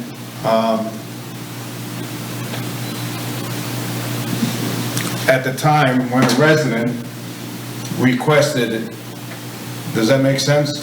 Well, the council requested it. The council requested, but going back on what it was, what I'm asking is that we already have an opinion from the state attorney's office from way back when all this. We don't, that's the problem. So. There are some conflicting opinions, Attorney General's opinions, and so the issue is, it's not with respect to a council member, it's really with respect to the mayor.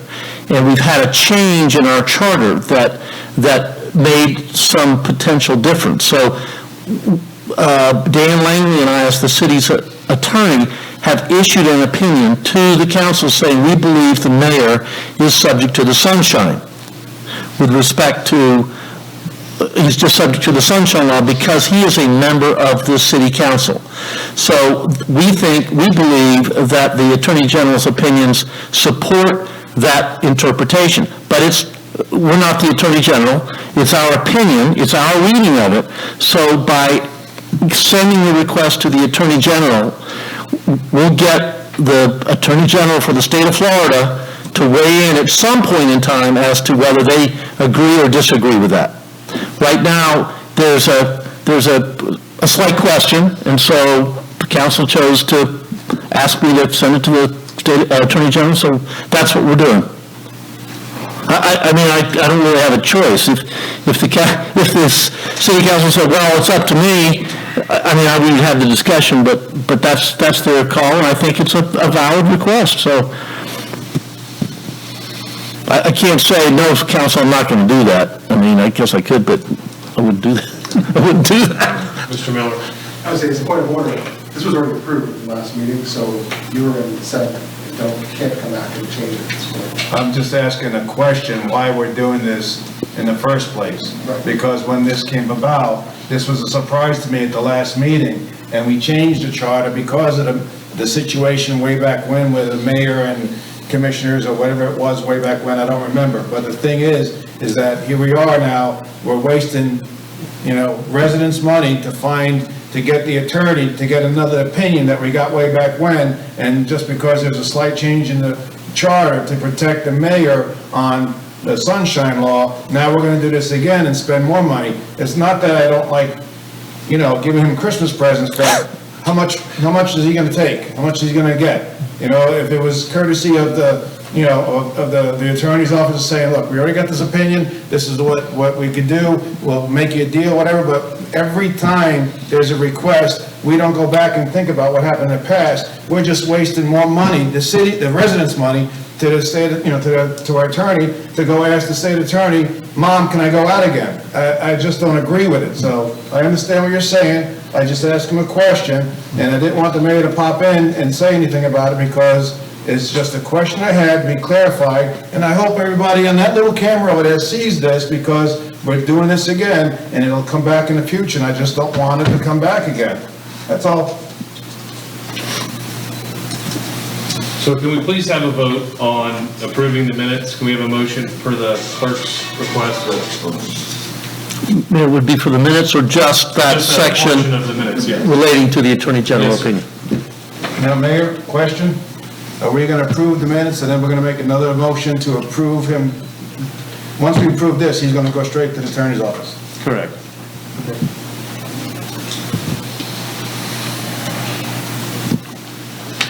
Council, do we have a motion to approve that portion of the minutes?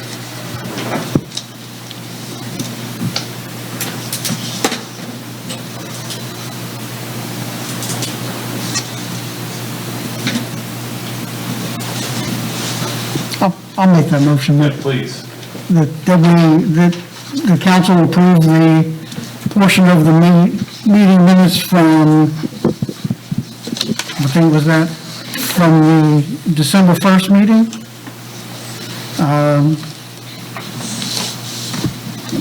Trying to get the exact section here.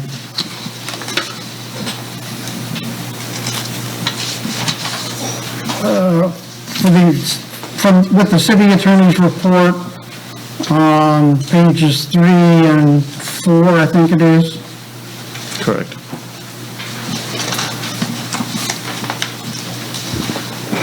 Yes, I think it's all we need, isn't it? Yes. Thank you. Do we have a second? Yes, Your Honor, you have a second. Okay, we have, any further discussion? All those in favor, Commissioner Sims? Aye. Commissioner Parker? Nay. Commissioner Shuck? Aye. Commissioner Perugia, Vice Mayor? Nay. Commissioner Gold? I couldn't understand which section, I didn't understand the motion. It's a motion to approve the minutes All right.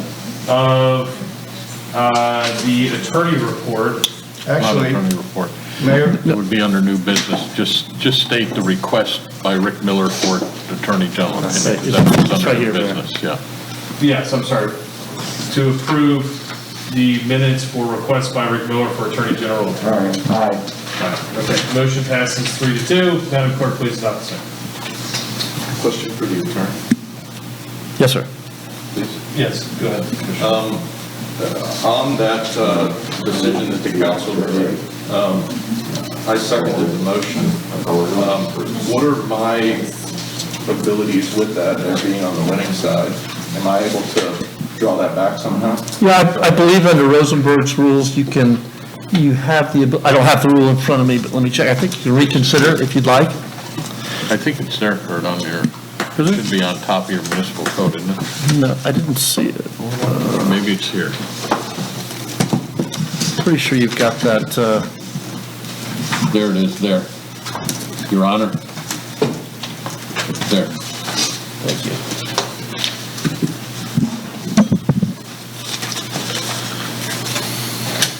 Budget on page 6, it says, While you were doing that, we were purely just approving Yolanda's recording of the minutes correctly. Was that a factual statement for that one section? That's all we just did. That's all I heard. in the You're motion. approving her minutes for, That her one written section. minutes for that section only. Okay. Why was there any objection to that section? I don't think there was an objection to that section. he's asking why we voted nay, and it's because once we approve that once we approve that portion of the minutes, then our city attorney could go back to the state attorney's office to get a opinion on what we decided to do on the last meeting on voting on this. Okay, but that's a separate matter. The first matter was whether or not the minutes are accurate. Or authentic, right, I agree. All right. I don't care, I just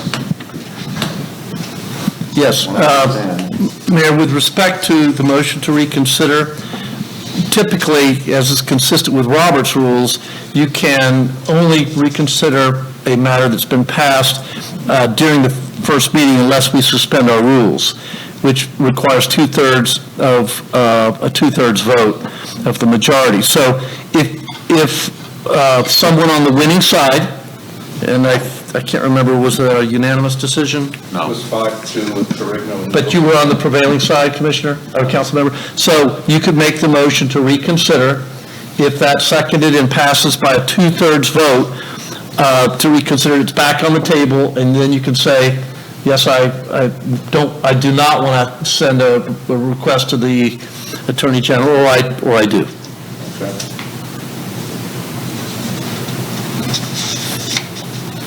All right, council, I'd like to keep the meeting on time. We're, with what we have budgeted left, we are not going to make it.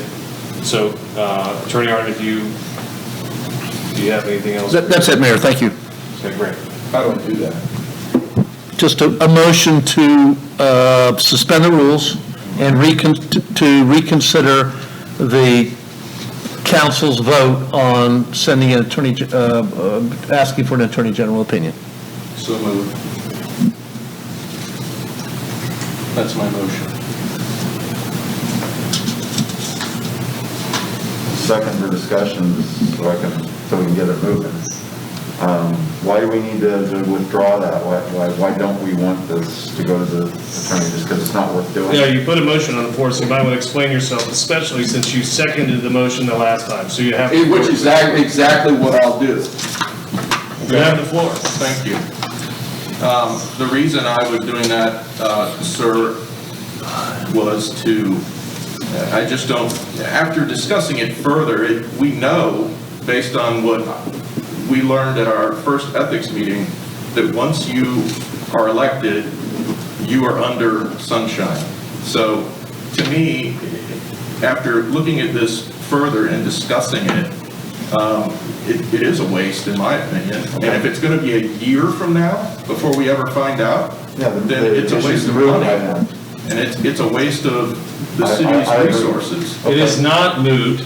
I will tell you both, as the person sitting as the mayor, that even if it wasn't me, and it isn't me any longer, the person in this position, in this city, with this charter, deserves to know what the law of the land is from the highest official in the state of Florida. And there is conjecture on this matter. And if you don't think there is, then you haven't read what the difference is. I actually have two dissenting opinions on this. One from CCA, and I have one from Mr. Hardiman's office. They're both written very differently. And so you're going to have that. That's the way it is.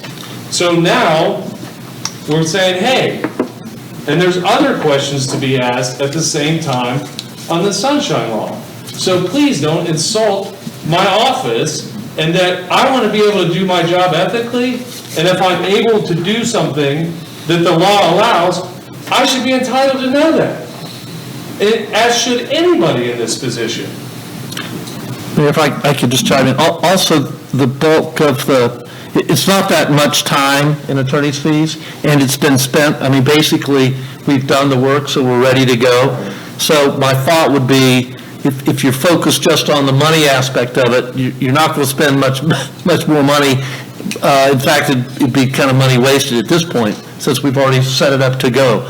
So from a money standpoint, let it go. If you don't want to get into the process, that's one thing. But from a money standpoint, it's not going to make much difference at all, and it's not that expensive. I didn't mean to insult anything. I just thought if we're not going to get an answer until after it's no longer of any value to us, I didn't see any benefit to it. But it would be interesting to know.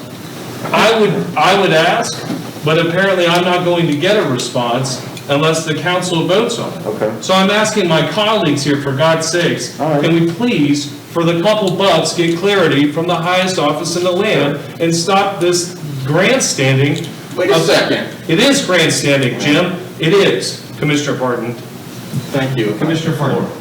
I don't know what you're talking about, to be quite honest. You're kind of snapping and going nuts. I didn't say or do anything to preempt you from receiving whatever answer you're looking for. You're spewing and just kind of going off, so I don't even know what you're talking about. So you might want to just dial it back a little bit, because I didn't say anything or do anything that I You thought... put a motion to rescind the request to have the attorney go get the opinion. That's conflicting, Jim, with what Commissioner Parton... I explained why. Based on the information that I learned tonight, it didn't sound like it was useful. If there's more to it that I'm missing, so be it. I don't know what you're talking about. I articulated at the last meeting. We've already covered this. We're doing this all over again. This council has a habit of doing that. We need to move forward. It's 2021. Progress. Let's make some progress to have our ducks in a row and do this right. But that's all I asked at the last meeting. And so it is insulting to go back and redo this all over again. And I'm trying to run a meeting, keep it on time, and it's really difficult when we have to go over the same topic that was on a previous agenda that's in meeting minutes, that just the part of the grandstanding clarified is to say nay to the accuracy of meeting minutes, which you and Commissioner Corrigan did. So you said that the meeting minutes were inaccurate by saying nay, and maybe you don't understand that, but that's exactly what just happened. No, I So said it's upsetting. I said nay so that I could stop it from moving forward right now. That's the only reason I... Grandstanding, the definition of grandstanding, Commissioner Corrigan. Point of order, please. Mayor, okay, we need to stop this bickering, all right? There's a motion on the table to turn around and go back. There's a second. It's been withdrawn. Point of order, it's been withdrawn. There is no second. But I was clarifying why I'm upset, and I think I deserve to be at this point. So we can move on to the city manager's report. Who withdrew a motion? I apologize for, I didn't realize there were any other implications other than, I thought that the whole issue of Rick doing both roles was gonna go away because he's not gonna do it. We don't need that. That's all I was after. I don't even know what he's talking Right, about. I don't think Jim meant any offense. I certainly didn't mean any offense. So correct me if I'm wrong, if he withdrew the motion, your motion still stands. If he It could be withdrew the seconded by second, somebody else. it could be seconded by somebody else, but your motion still stands. Correct? Yeah, I still don't The understand motion why is he's still so on the upset. table, he rescinded his second. So, Mayor, please, coming from someone like me who's very passionate, we all need to settle down, cool our jets, and motion on the table, and I will second it, and then we move on, call the vote. All those in favor? Commissioner Parton? You seconded it? I seconded it. Okay. Seconded it. All those in favor? Commissioner Parton?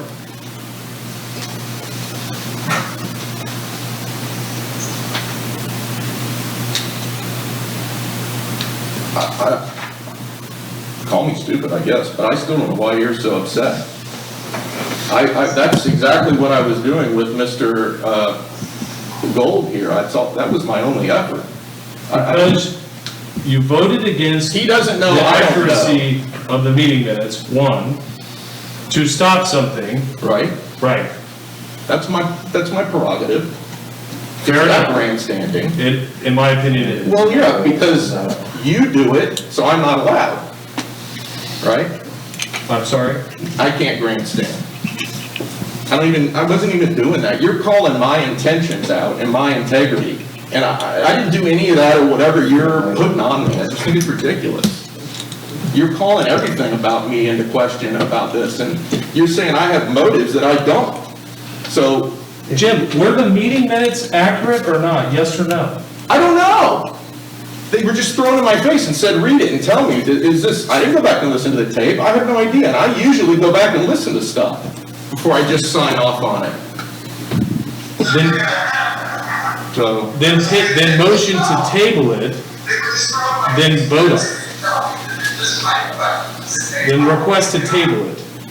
But you voted. Questions, they are. And you voted nay, and then you later revealed you voted nay to stop. How could I table it? I couldn't table it, it was already made a motion. During discussion, you certainly had the right to request to table it. If you didn't feel comfortable voting on something you didn't understand. That's a reasonable request. So there's a motion on the floor. Then your vote was?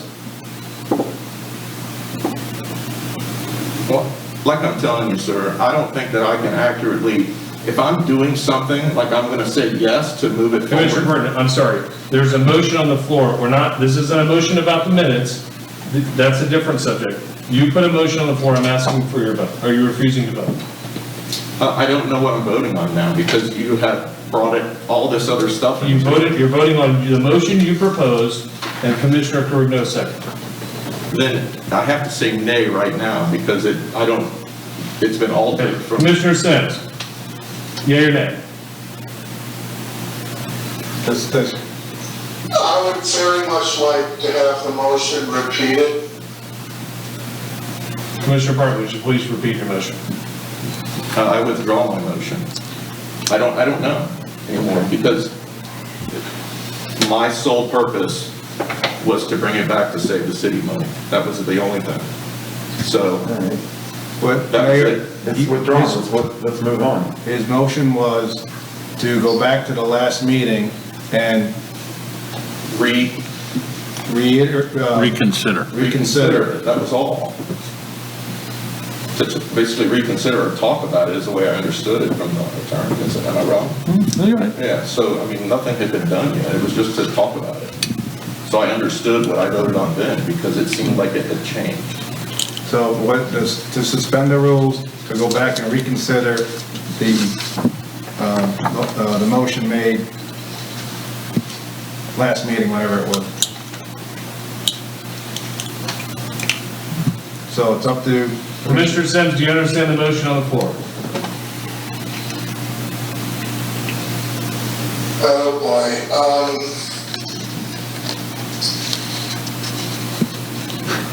I'm sorry, I just don't remember the motion. If the motion could be repeated. I was it would withdrawn help too. a lot.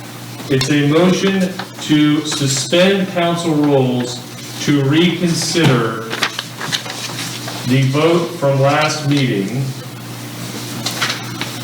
Asking for an Attorney General. asking for an Attorney General opinion. Okay, then I vote aye. Okay? Commissioner Shuck? Based on some very good points I believe Commissioner Parton made, I vote nay. Okay? Vice Mayor? aye. Nay. All right, motion fails. City manager report. Did Commissioner Parton vote? Yes, he said nay. I did. Because It serves no purpose. you could make a new one if you wanted to. I cannot make a new one because I was on the no side of it. Understood. We already spent the money. Okay, so, Deputy Chief Grimm and I had a meeting with the residents of Seminole, Barbie, and Indian Drive to talk about the possibility of putting speed humps on Seminole. And the concern of the people who live on, and I've received a lot of emails from residents on Barbie and Indian, that if we put speed humps on Seminole, then the traffic will divert, and basically the bottom line is that if we put speed humps on Seminole, then they would like equal treatment. So instead, until we make a determination on that, we are going to put our traffic recorder up on either Indian or Barbie, get some traffic counts on those, and then we may temporarily put a temporary speed hump on Seminole and run the counts on Barbie and Indian to determine whether or not it is going to increase traffic. And then we will talk with the city engineer and see if speed humps would be warranted. Also, up until that time, we would look at some stronger enforcement of the speed limit over there. But in the information that we pulled from the trailer on Seminole, we did 5 weeks. We did 3 in July, and we did 2 in December. And the results are really surprising that in both directions, on a weekly basis, that Seminole gets between 10 and 11,000 cars a week on Seminole. That's a lot of cars on that roadway. However, the average speed is about anywhere between 26 and 28 miles an hour. So it's not that much faster than 25-mile-an-hour speed limit. So that's certainly things to consider. But whatever we do, we will have another meeting with all the folks in that area and let them know what our intent is, and then we will continue to guide them all along. It was a good meeting, a lot of good input, and so we'll just move forward with that. If you have the opportunity, Orange County is taking public comment on Orange County Vision 2050. So you might want to go on their website, take a look, and they're going through their visioning process and see if you have any goals that you want to move forward, have Orange County move forward with. I don't know when that public comment ends, but I think it's open for most of January. Just an update on a public hearing you held on a fence for 6838 Seminole, Dan Barnes's property. A couple of things. Debbie Dunham accepted Dan Barnes's survey, so the city does not now have to go to a third-party survey and charge each of those. Debbie Dunham asked Dan Barnes to give her a written okay that it was okay with him if she installed an 8-foot-high fence. He declined that and said that she would like to go through the variance process if she is going to put up an 8-foot fence and or a 6-foot fence in her front yard. So if she wants to, because this just is not a fence or just 1 or 2 panel replacement. It needs a whole new fence, which means she would have to get a permit. And if she wants a taller fence in the front at 6 feet and she wants an 8-foot fence, then she would have to go through the variance process.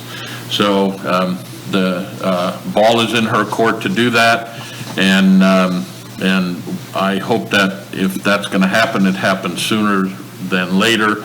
So Mr. Barnes could move ahead and put his fence in, and Ms. Dunham could put her fence in, and then we'll be through with this issue. As far as the I received word late today that the ICMA has credentialed me for another year, so that makes 12 years I've been a credentialed city manager, and we'll continue on that. So, and it was tough to do in an era of COVID, but I managed to finish all my training with them. So, if I may elaborate, because Bob is very humble, in this environment to get 40 hours of continuing education, most of the time he has to go to seminars to do this. And in this case, he could not go to seminars, right? So he was creative, and that he wrote an article to City Managers Association. City Managers Association, and then he also wrote a 3-page, is it an essay? Yeah. An essay on what he learned about COVID through the lens of being a city manager. So I definitely think he deserves, council's accolade for making sure he gets his accreditation for the city and resorting to creative and constructive avenues to do it, and instead of maybe asking for more time or other things, he got it done in the same deadline, which I think is pretty darn impressive. Thank you. Street paving, this is the issues log. Our 2021 goal is to actually conduct a pavement assessment and develop a CIP for paving our streets, and we hope to put that in the next fiscal year. We are still working on the cost based on the street measurements we have, but the streets we want to do this year are probably going to be delayed another year because most of that paving money will go toward the Soul Avenue project, because that's going to be a pretty hefty project. So we will conduct a pavement assessment this year, and we'll develop a CIP. Storm drainage, there's a typo there. It's the materials ordered for, that should not be there. But we have plans 50% complete for Stafford and Pam, and an outfall at 6504 St. Parton. And also the locates have been done for Soul Avenue, and the engineer is making Soul a priority so we could get that done. We had two street linings two pipe linings, one for Jade Circle, and the other one was done today out at St. Moritz. So those two projects are completed. So we are moving forward.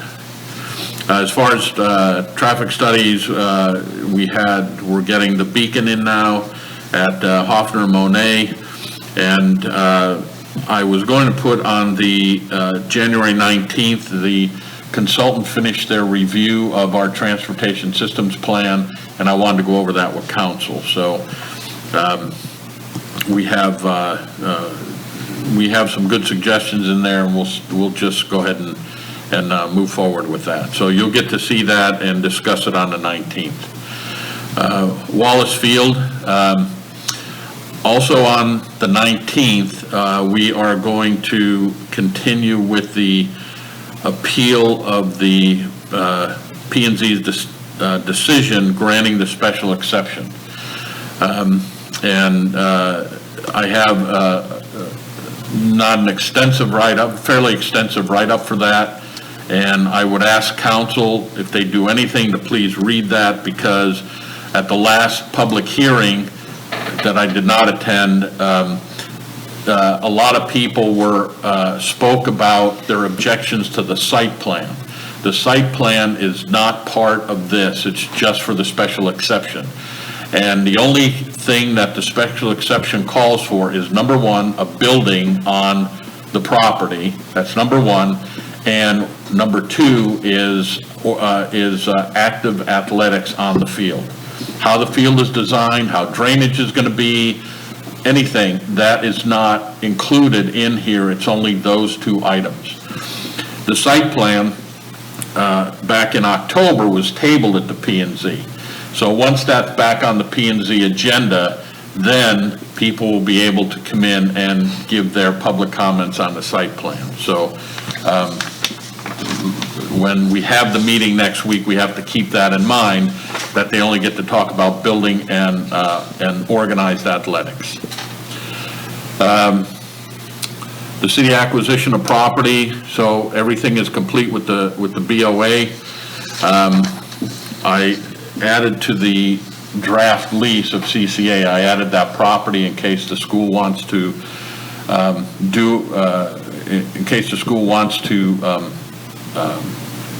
use the property. And we are looking at other opportunities for the city, and then we'll see how that goes. So charter school, I got my direction on the lease there for charter school. Going back to the BOA property, I think what I would like to do is, since we've had so much comment on the Bank of America property, what I would like to do is maybe plan an open house at the Bank of America so people could walk through. Even if you were a patron there, you may not know exactly what the bank is about and what's in the bank. And I thought we could kill 2 birds with 1 stone, maybe possible 3 birds with 1 stone, by putting up the traffic plans for the what the consultant came up with for Hoffner and Neela and Detweiler and Judge. Maybe put them up and get people to come up and take a look at those, and maybe even look at the site plan for Wallace Field. So I'll coordinate that and see if council wants to hold an open house up there. We are continuing again to update the municipal code as it goes. There's nothing on the comp plan, but the planner and I, there's been an error in a zoning map that we have to correct with Orange County, and we should be doing that within a month or so. Annexation, I have not heard back from the people at Sienna Condos after the information that I sent to them, but I'm considering the holidays took a toll on that. And then we have also had, again, we had a property owner that owns property actually on Conway come to us and ask if he could be annexed into the city, and I'm working through the process on that, and then I'll bring that to council at a later time. I have not heard back from the folks at Brixmore on the report that I sent them for the public shopping center, and I am going to start to reach out again to the property owners on Waltham to see if they still are interested in coming into the city. As far as IT issues, the city clerk is working with an ADA compliance company, and we should be done with that fairly soon, and then that'll close that issue. And then the Grady or the Lancaster house, I have not had any contact with Commissioner Uribe, but she was working with the property owner across the street to try and get the Lancaster house moved over there. If that's not a possibility, then it'll come back to council, and we'll see if we need to go through what the council's original intent was to not tear down, but basically dismantle the house, and then any usable items donate to the Pine Castle Historical Society, especially the siding on the Lancaster house could be used at the Crawford house, and anything that the Crawford house may need or the society may need, we would donate those items to them. So if there are no questions, or if there's something that I missed that you think needs to be on this issues log, then I'll take questions. If you would just add it was either Commissioner Parton or the Vice Mayor wanting to know how long it will take the flashing beacon to get installed. So maybe at the next meeting, if you could have that. Yeah, I'll have that. Yeah, we'll have a contract signed by then, and we'll be good to go. Commissioner Lowell. Yes, sir. Is there anything we can do about the Bank of America lot? Used car people keep using it. Correct. And friends keep calling me saying, why are you allowing this? And it's like, we're not allowing it. Time to tell. Well, we are not allowing this, and I know the police have been up there and had frequent conversations with them to tell them they are not allowed to park in there. If the council wants me to try and enter into a contract with them to say you could park for a fee, I would do that, but I don't want to do that without council. Well, I'm wholeheartedly in favor. If you can negotiate something where they're going to pay us for it, I think that's absolutely wonderful. But otherwise, they shouldn't be deriving a benefit that no other business is getting off of our citizens. That's correct, and like I said, we've talked to them a few times, and if an officer goes by there, then he should cite them. Okay. But since I brought that up, does the council want me to try and get revenue from the car dealership by letting them to park there, or do you just want them not to do it at all? Any feelings one way or the other? there's no citation that can be issued now, there's no trespassing signs or anything on the property that even identifies who's the owner of it. So one option would be, if you don't want to involve in a lease situation or a rental situation, is to rope it, chain it off, or in some way say no trespassing, no parking. So we have some teeth to do something about it. Definitely not fair to the other car dealers, and we don't want to encourage car dealers in that area anyway.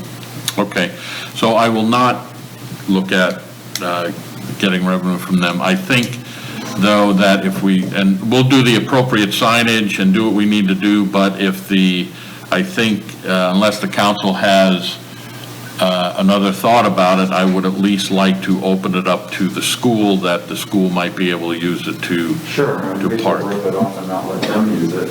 That serves no benefit either. Mm-hmm. Okay. All right. Anything else? If nothing, then I'll turn it over to Chief Houston.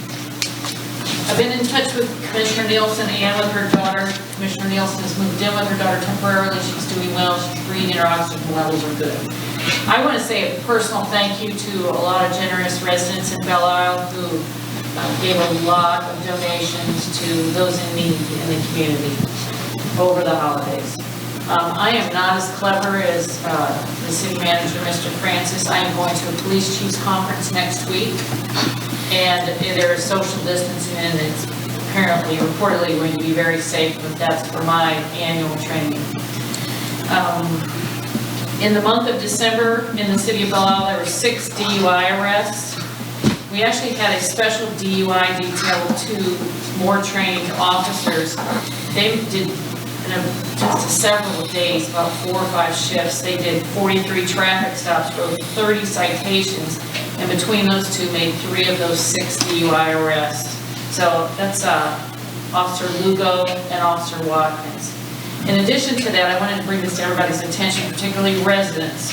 The city manager has focused on a couple of areas that he gets complaints on, and we get complaints on too for traffic. One was Seminole. So in the last week, officers have made 21 traffic stops on Seminole and written 4 moving citations. None of them are excessive speed as of yet. They're writing for, most of these have been 10 to 11 miles per hour over. But still, a couple of these have been residents who are speeding down their own streets, and I believe one of them that they wrote a ticket to was one of the main complainers. And the city manager also asked that a detail be done at the normal spot, Wawa and Cork and Fork, and the people doing crazy stuff in there. So 2 officers spent a couple of days, 2 days up there, made 32 traffic stops and wrote 15 moving citations. That's Officer Lugo and Officer Clark. They are just tearing it up. And one more thing, I'm sure that Commissioner Sims heard this. On January 4th at 3 o'clock in the morning, at the new Wyndham Hotel that's under construction, the business owner saw 2 people in the building on camera, and with the, Sergeant McCormick is outstanding at this. He set up a great cordon, had canine chase, come and caught 2 bad guys behind. They jumped the fence, and they were behind 2496 Trentwood. The helicopter saw them laid down. One was unfortunately dog bit, but they were both taken to jail. So great job by them. Thank you. We need K9. No. No. Thank you, Chief. All right, mayor's report. Couple things, try to move here quickly. Wanted to thank, first of all, the Special Events Committee for putting on a fantastic Santa ride throughout the city. Cannot tell you how much positive feedback, thank yous, emails I got thanking us for doing that. The chairman, Holly Bobrowski, came through once again. She had her own COVID limitations in getting the supplies to be able to have teddy bears, and then if you notice, she put them in hermetically sealed bags with candy that was also sealed, and so that there was a gift for every boy and little girl. And even one other special little touch that also received quite a bit of positive feedback was that the animals that are with people also got little plush toys. So some really nice touches. Thank you, Rick Miller, for hot chocolate on night number 2. It got a little cold out there. That was sweet. And really appreciate that. And thank you, Vice Mayor, for donating your truck and your sleigh and all the time you put into making it a safe ride for us. And but there's a tremendous amount of logistics to go into that. Belle Isle PD, all your help, and city manager allowing us to do it. So really great to be able to fit in an event in a year where we really did not have any for the city, and I think that was a good thing for people's morale and really got people in the holiday spirit. So thank you so much for that. And then we have I'm asking anybody that's still watching tonight, we have a cleanup coming up on the 16th at 8 a.m. Chief, do you have the address handy on Match It? Is that 620, 6220 or 6225? Yeah, it's 6220, I think you're right, is the address on Match It. And so it is technically not in Belle Isle, but they are our neighbors. They are across the street from Belle Isle. And the house is in terrible disrepair, needs a new roof, landscaping. So we've got a lot of people already pledging to help. Pete Madison, Pine Castle Historical Society, and others. And so I'll be there. I'd ask that you guys come out and support us. We probably, not just what we need. I'm going to put out a post about the things we still need and are looking for donations, but if you could help us take care of the volunteers, lots of water, Gatorades, maybe some sandwiches. Last cleanup we had donuts and coffee, which was really nice. The volunteers do eat all of that and burn a lot of calories out there. It's hot, sweaty. Even if we have cool weather, the kind of work that you have to do, you will get a sweat. So appreciate that. And let's see. It is the project was organized by Dave Smith with A1 Septic, who has just been tremendously generous over the years. And so we really appreciate A1 Septic and Dave Smith for that. And then those at home, we appreciate your patience. And while we work through our audio-visual setbacks tonight, we are fortunate to welcome back from Oak Ridge High School, Genevieve Williams, right, Williams? Jackson, I'm sorry. And hopefully the students will return soon, but so now we've got our professional audio and video back, and appreciate, I heard from City Manager Commissioner Gold was trying to work out a different solution if we didn't have this, but it's important to this council, as you heard a lot of tonight. We're all very hypersensitive to transparency, and we want you guys to have a good experience from home if you can't make it here to the meetings, especially given the current environment. So Genevieve, from the bottom of our hearts, we welcome you back. Thank you so much for doing this. And we want to be the best city in Central Florida and the state, and to do that, we've got to have great access to information and meetings for our residents, and this is very helpful in doing that. Other than that, I think that's all I have for the good of the order. We'll start with Commissioner Sims for his report. Thank you, Your Honor, but I have nothing to report. Commissioner Park. Tonight, I just wanted to also recognize Holly. I had a lot of community members who received the stuffed animals and things like that, and they thought they were really nice. I know one little boy in particular got the teddy bear, and he was so over the moon about it. If people still say over the moon. And the other thing was that they weren't, they didn't look neon anymore. If you remember the old ones we used to put out, they were neon. So they thanked me that they weren't neon any longer. And then I had some people comment that the boat parade was fantastic. I was able to make sure my mom saw it, and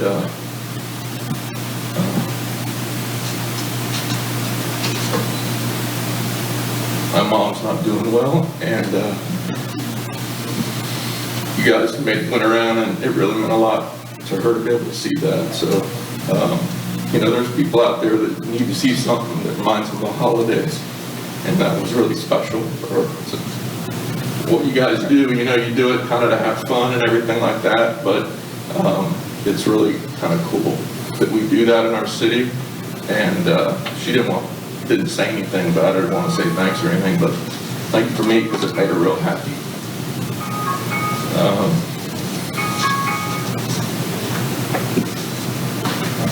That particular subject makes me a little emotional, and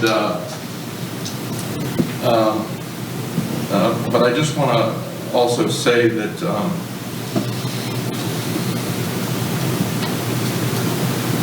I had made a request early last year, and I know this about the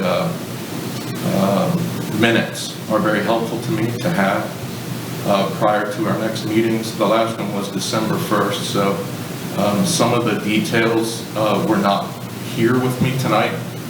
Since then, I've sat here and read everything. My motion would have been the same now as it was then, after being able to read everything, because I felt like it was important to have although I didn't know it was going to take a year, the opinion of the Attorney General on clarifying some of those issues for the mayor.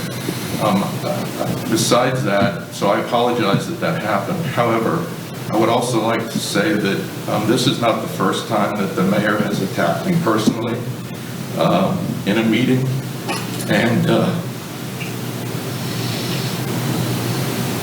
sometimes, sir, you fly off the handle, and I find it to be unacceptable. I've never said anything to you personally and in public because I have too much respect for you, and but I am tonight because that hurt my feelings, and I'm not a puss.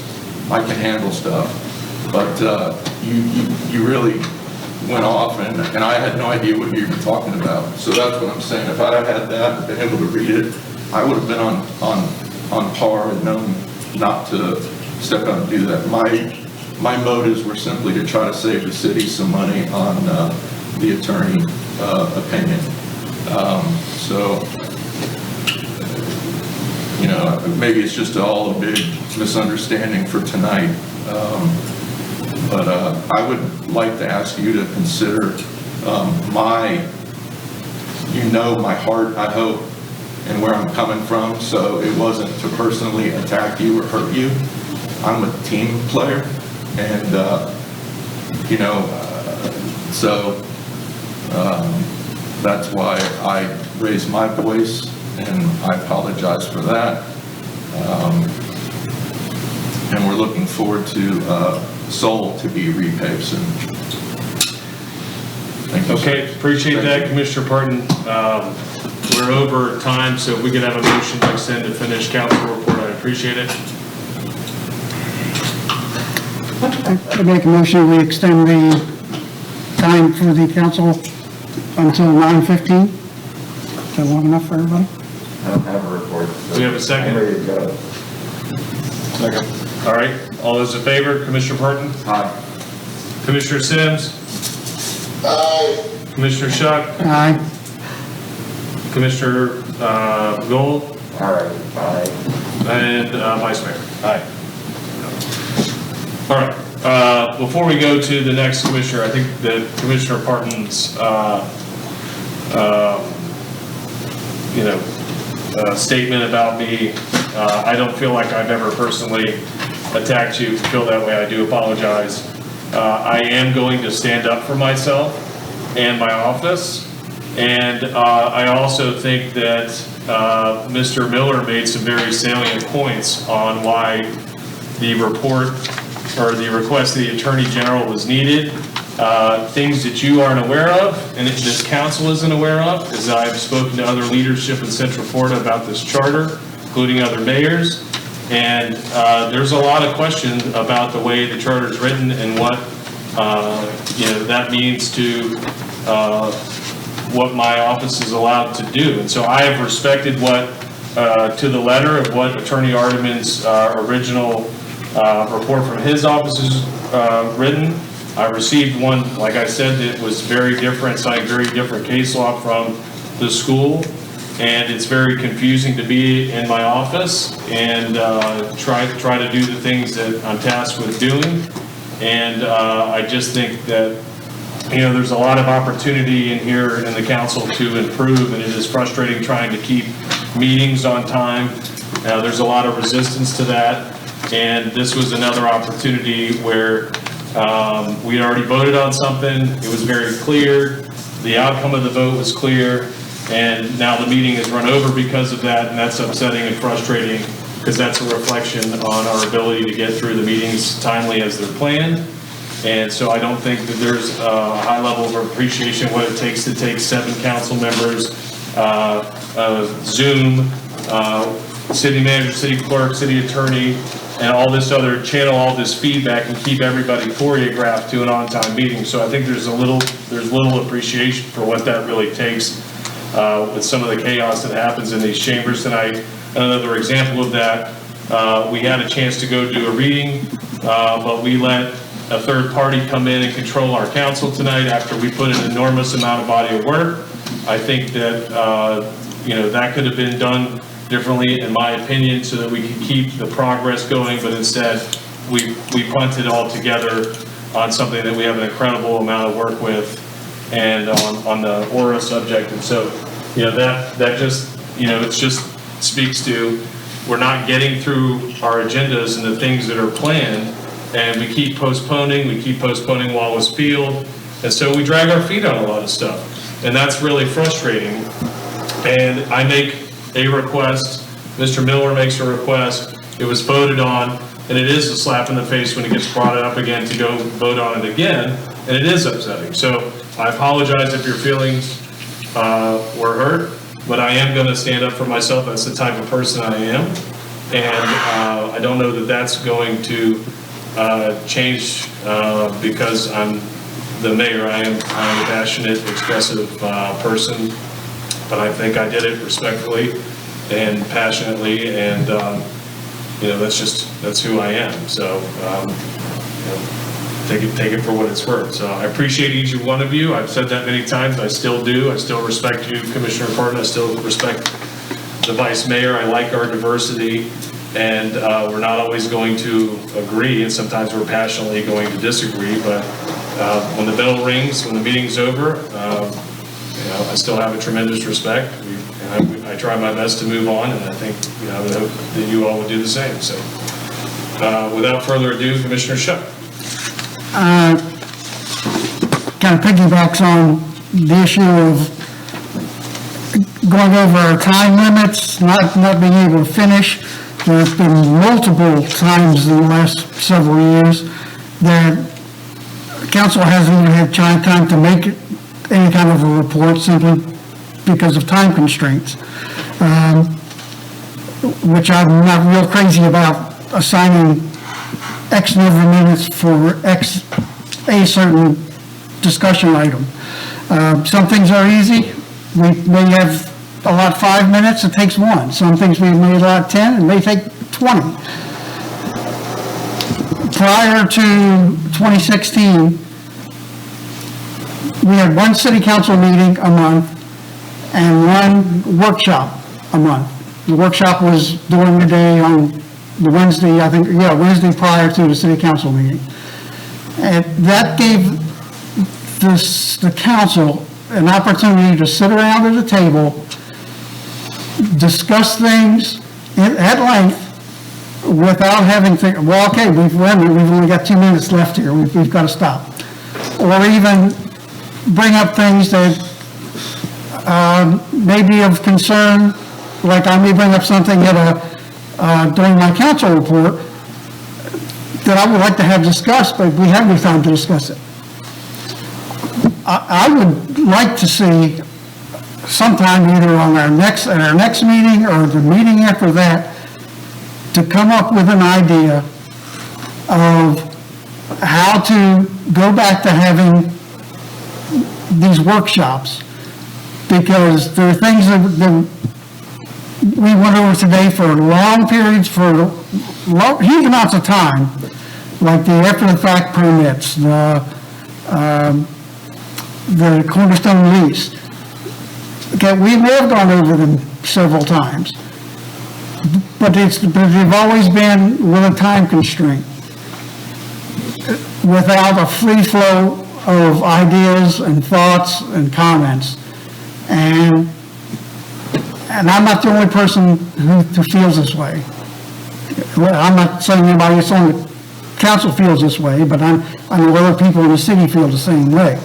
Then why are you guys always rushing through at the end? So I would like to bring that up again sometime in the very near future, the idea of, if we still want to have 2 council meetings, which is fine, try to schedule workshops, at least on important, lengthy items. So that's my suggestion, because to me, it's just very frustrating to have to get it 5 minutes to 9 and say, well, I'm sorry, we don't have time for this, we don't have time for that, we don't have time for the other thing. So that's my 2 cents worth. Thank you. Thank you, Commissioner Check. Vice Mayor? I can save my report for next meeting, sir. Commissioner Gold? I'll do the same. All right, anybody have anything else good for the good of the order? We have a motion to adjourn? Motion to adjourn. So moved.